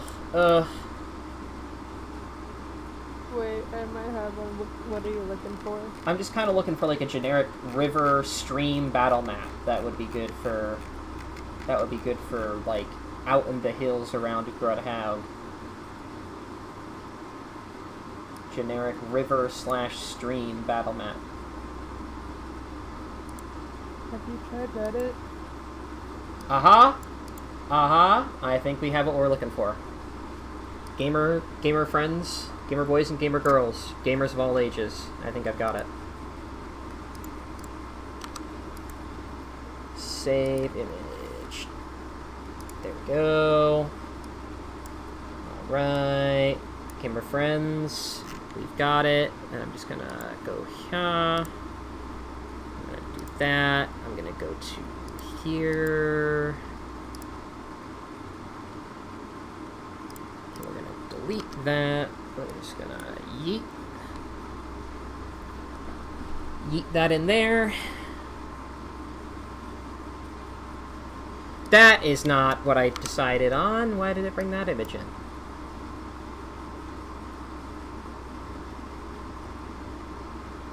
Come on, roll 20. Come on, boy. You've only got 30 minutes. Let's go.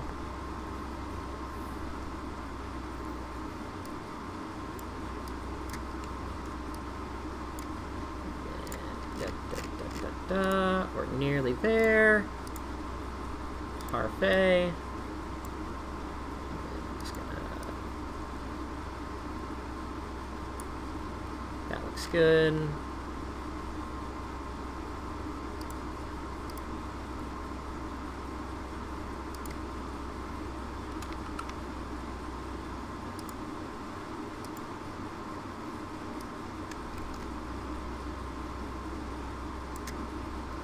Alright. Stage is set. Let me bring everybody over to this map. Give me 1 second. Da-da. Okay. Okay. Who can and can't see? Can see. Vesper can't see, but I don't know if I'm supposed to. No. Yeah, I also can't see. I think it's because we're not there.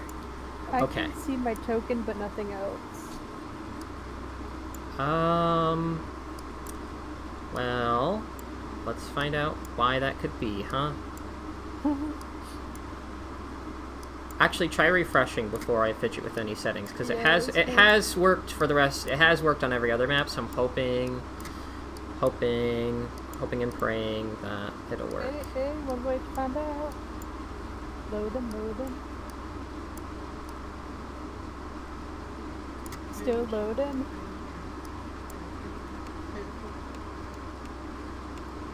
Nope, still black. God damn it. Alright, give me a second. Actually, I think you guys are going to start down here. Everybody's come with me.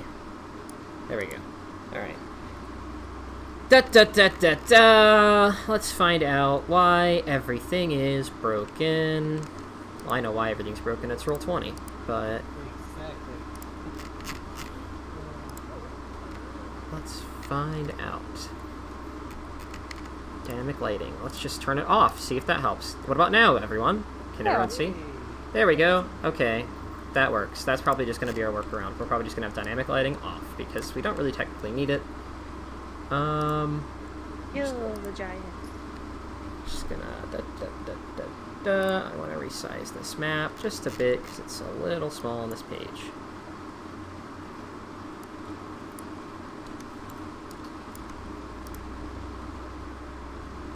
Maybe like 32 or 32.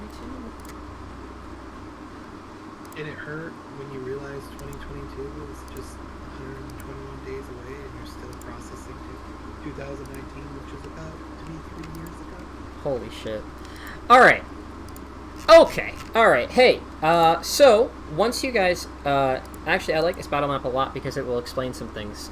This random battle map on the internet will explain things. Hey, so this is the hill where you guys overlook Grudhaug. I'll say that this hill is where you guys overlooked Grudhaug. There's like an overlook. That's where you guys were. Look at that. Look at how that all comes together. Wow. This is a little offshoot stream that goes to Grudhaug, and then Harshnag has just been kind of waiting on the other side of this stream. Or I guess really he's been waiting up on the hill, but he'll see you coming with a whole bunch of hill giants, and he'll think like, all right, now's my chance. And he'll kind of get in position, and I'll let you guys determine. I guess since you guys are coming, so you guys will be coming. I'm indecisive about how I want this to go, but you guys are gonna all start up here, 4 hill giants in a line. Harshnag will start over here, kind of watching from the sidelines, and you guys are here. I feel like I'm missing someone. Helio? Where is Helio? Helio? I'm here. I'm really tiny. Harsh. Oh! Oh, he's so little. Let me make you bigger. Not that big. Maybe a little. There you go. Alright. Alright. So is there going to be any foreplay to this, or are we just gonna once Harshnag gives you the signal, are you guys just gonna go slaughter mode?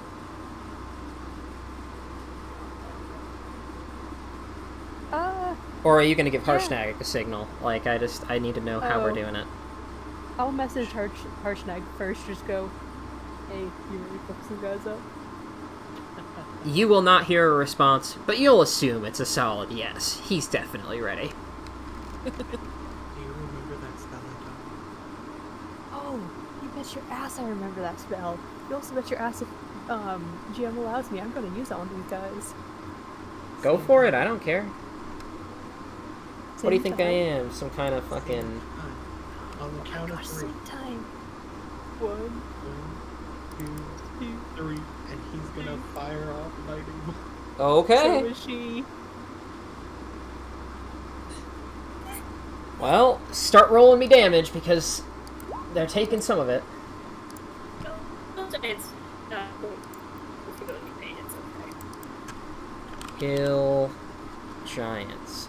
And that should hit all 4 of them, right? If it's just 100%. Oh yeah, no, it'll hit all of them very easily. That's- How nice of them to line up for it too. 25 from Finch.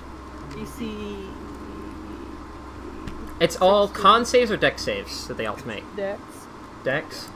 It's 8d6, right? Yeah.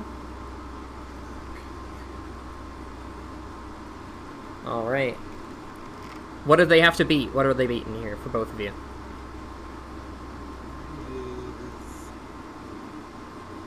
Mine's 16. 16, okay.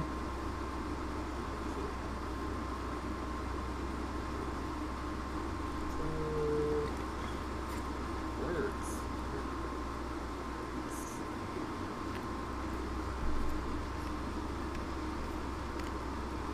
What is our, how do we calculate this? My brain is...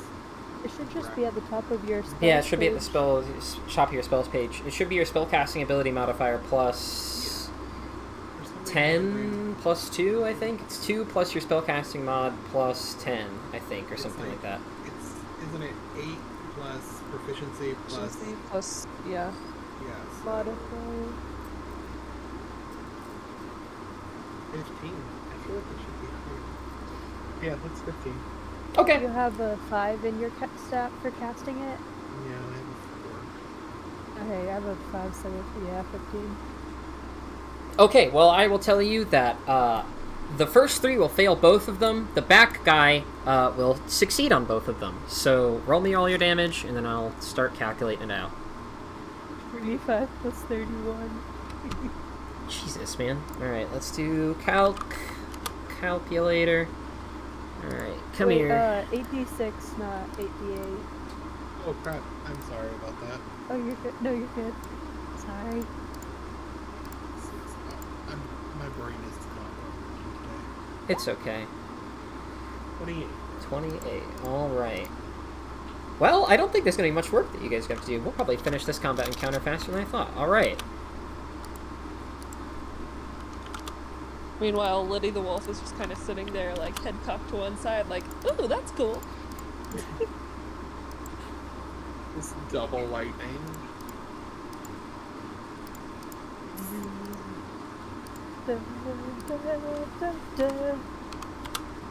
Alright. With that, everybody who's here will roll initiative for me. Right now. I'm going to turn on some battle music. Hey, I'm going to move all the rest of you guys in here so you guys can have something to look at instead of just a blank fucking screen for the rest of the session. No, I can see. Oh, yeah, because dynamic lighting's off. That's right. Yeah, okay, yeah, everybody's good. Okay, we're good. I was going to say. My roll 20 just decided to lag, so it's been loading this whole time, but Okay. I can see. Awesome. All right. Good to know. I was going to say I would feel horrible leaving you guys on a blank screen for, wow, the big 1 initiative from the Hill Giants there. The big 1 initiative. Let's see what Harshnag gets. Probably not a 1. Shot. Hey, one Helio. shot. You thinking what I'm thinking? Yes. All right. Let's sort by descending. Let's turn on some battle music for the last 15 minutes. And if you're not one of these three people, if you need to leave, if you've got stuff you need to do, like I know... Joe, you've got shit that you need to do, like you go to work or something after the session. So if you need to go, nothing's going to happen after this battle. The battle's just going to be the rest of the session. So if you need to go and you're not part of these 3 people, be gone, beasties, be gone! You can stay till 15 more minutes. Okay. I'm going to play this song because it's been all I can handle right now. No, I don't want to... Oh my god. Oh my god. Thanks, guys. It was fun. Thank you for playing. Bye. Alright.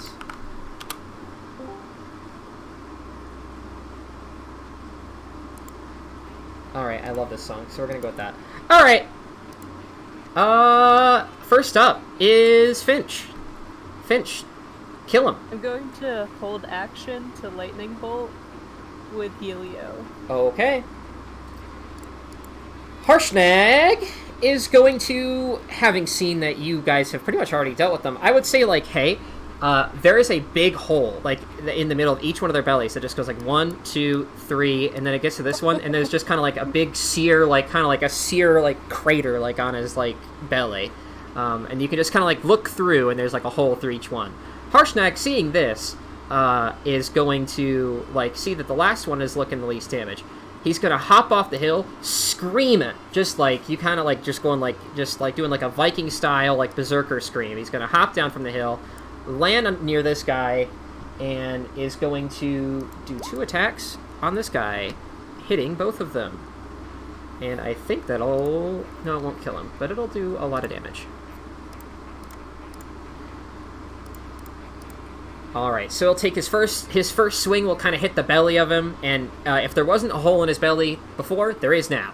And the second one kind of just cleaves straight down the middle of his skull, kind of leaving him like Two-Face a little bit, like both of his sides of his face are kind of slopping to both sides, like one on each side kind of thing. And he kind of like has this big smile, covered in blood, he's very excited. And this hill giant does not look very good. Alright, Helio, I think I know what you're doing. Yep. He's gonna cast a lightning bolt. Alright. Can Finch cast as well? Yes, you can, and I will start making dex saves.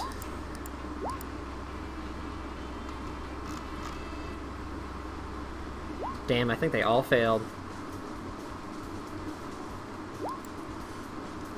Alright, well... Yes. Really nice Finch. Yes. It's Minus- so ready to dunk on them.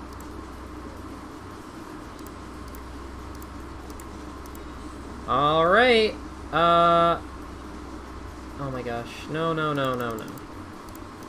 Minus, not 27, 37. There we go. Yes, they're all dead. Hey, GG. That was very quick. Liddy didn't even get a chance to do anything. Liddy just like trots over to the first crispy giant and like half-heartedly starts gnawing on its ankle. Go get him. Alright. Yeah, they're all dead. GG's to that. Holy shit. My god. Didn't even get a chance, these hill Good giants. job, Yes. Lightning Bolt. What Alright. happened to the healers team up? It's the best spell ever.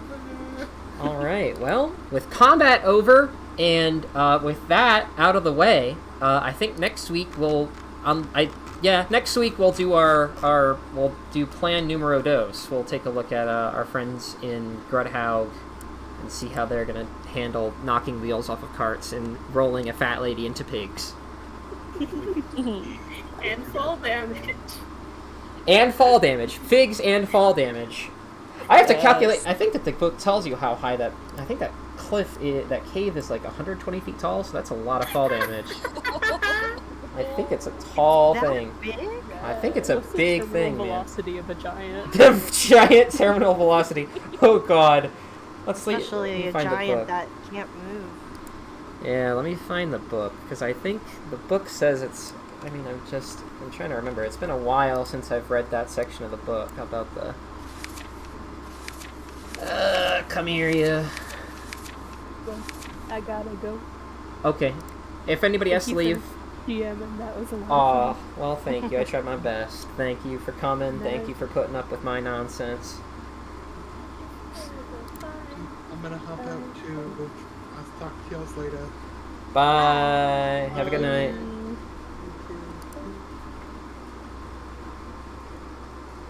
Oh man, I'm excited for this plan to go down. Me too. I am excited for it as well. I am excited. I hope it works, because that's a really smart plan. Yeah. I was just thinking, like, my idea was going to be, like, how close can I get to Queen Gut without seeming too suspicious?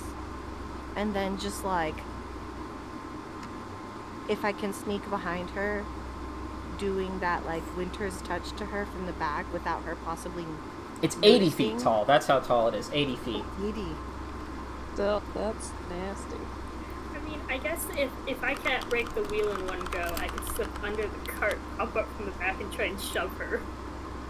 I mean, I can also, like, try and tumble in there, because I'm pretty strong, and I can, like, you know, it's like you're hitting something a second time with a hammer just to, you know, break it in.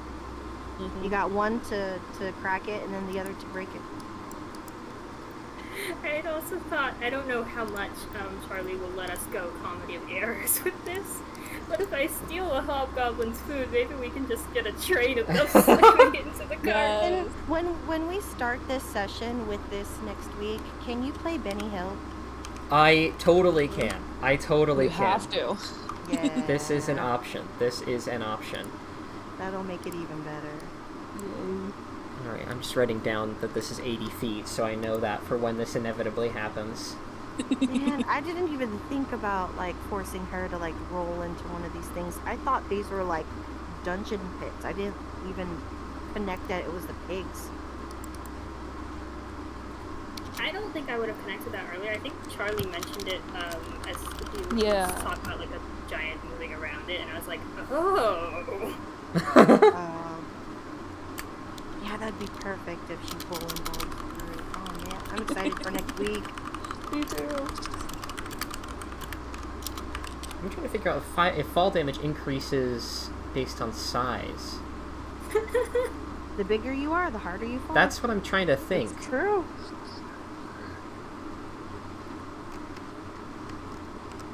What does Cora say?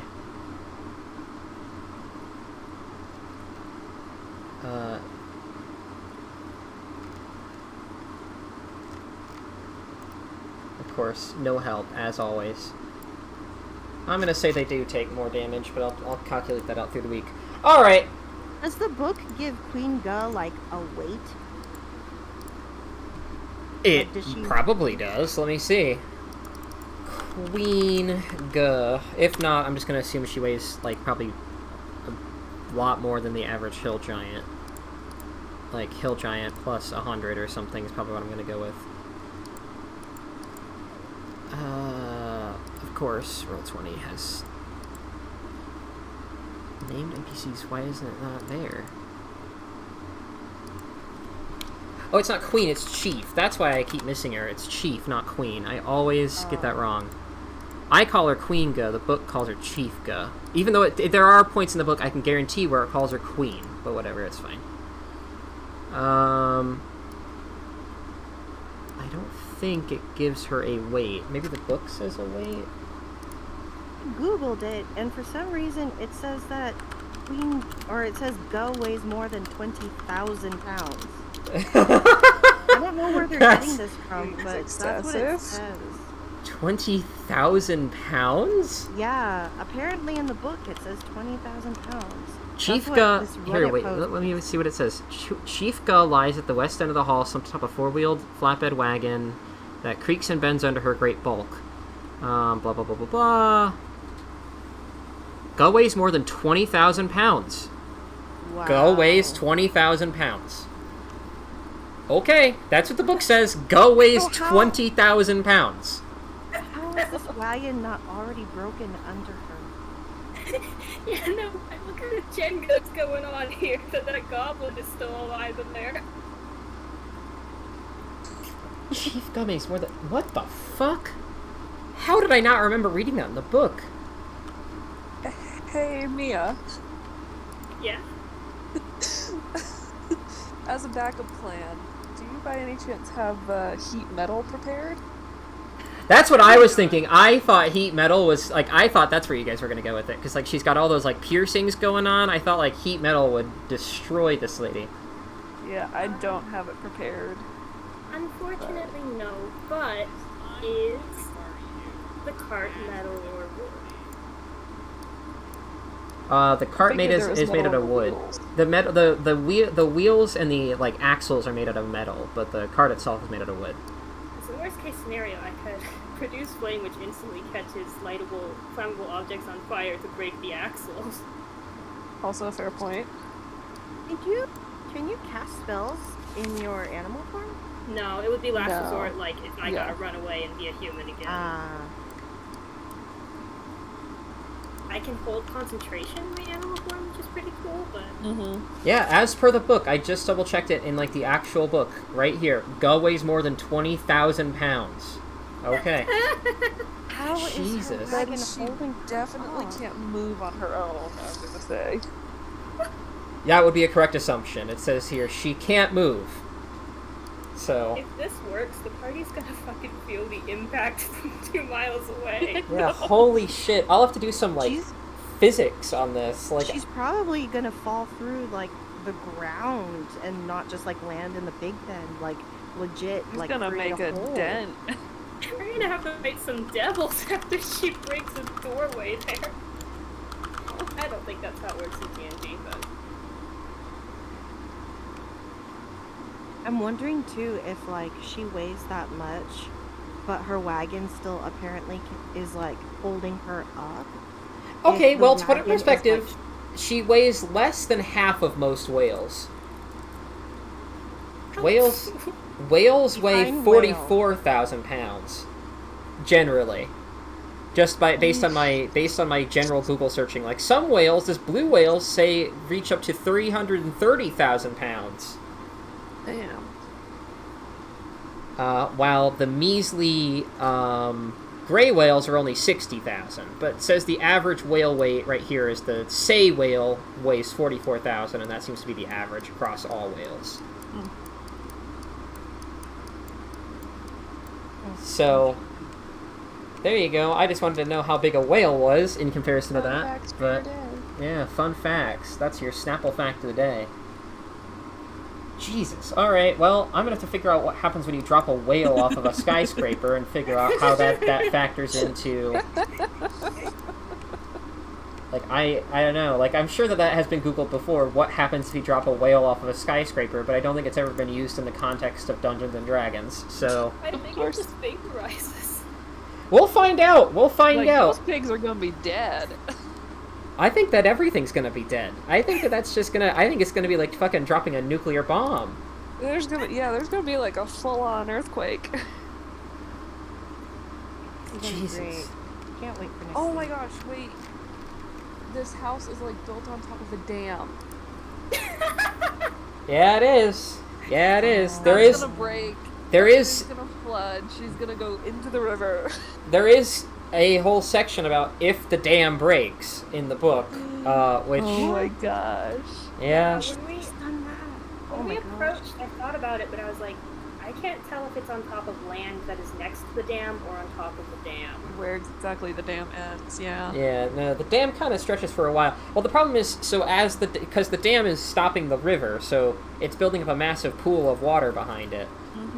So the dam has to keep growing to contain the ever-growing pool of water that is building behind it. So, who knows? Who knows? Fun things will happen next week. I'm sure no devastation will happen. Everything will be fine, as per Of usual. course not. When has a D&D party ever destroyed things? Never. Never in my life. I don't even remember the time when they built a giant tree in the middle of a town and destroyed someone's livelihood. I don't even remember that time when our party did that. I mean, to be fair, 2 of us weren't there for that. Yeah, 2 of you guys weren't there. That's true. That's true. Hey, I wasn't responsible for that either, technically, because Helio That's stole fair. that seed, That's and fair. he didn't wake me up, so... That's very fair. But something tells me more devastation is to come. More devastation. TBD. Oh, yes. Alright, be gone, beasties. It's midnight. Be gone! Shoo into the night For with you. me. I guess, yeah, for me. I guess for my West Coast people, it's probably yeah, it's 9 o'clock. 9 It's o'clock. 10 o'clock. Ugh. 9, you're outnumbered. No. Oh, man. Oh, jeez. Oh, well. Alright, we'll talk to you later, Charlie. Bye, everybody. You guys. Bye. Thanks for running. That was really fun. Oh, thank you.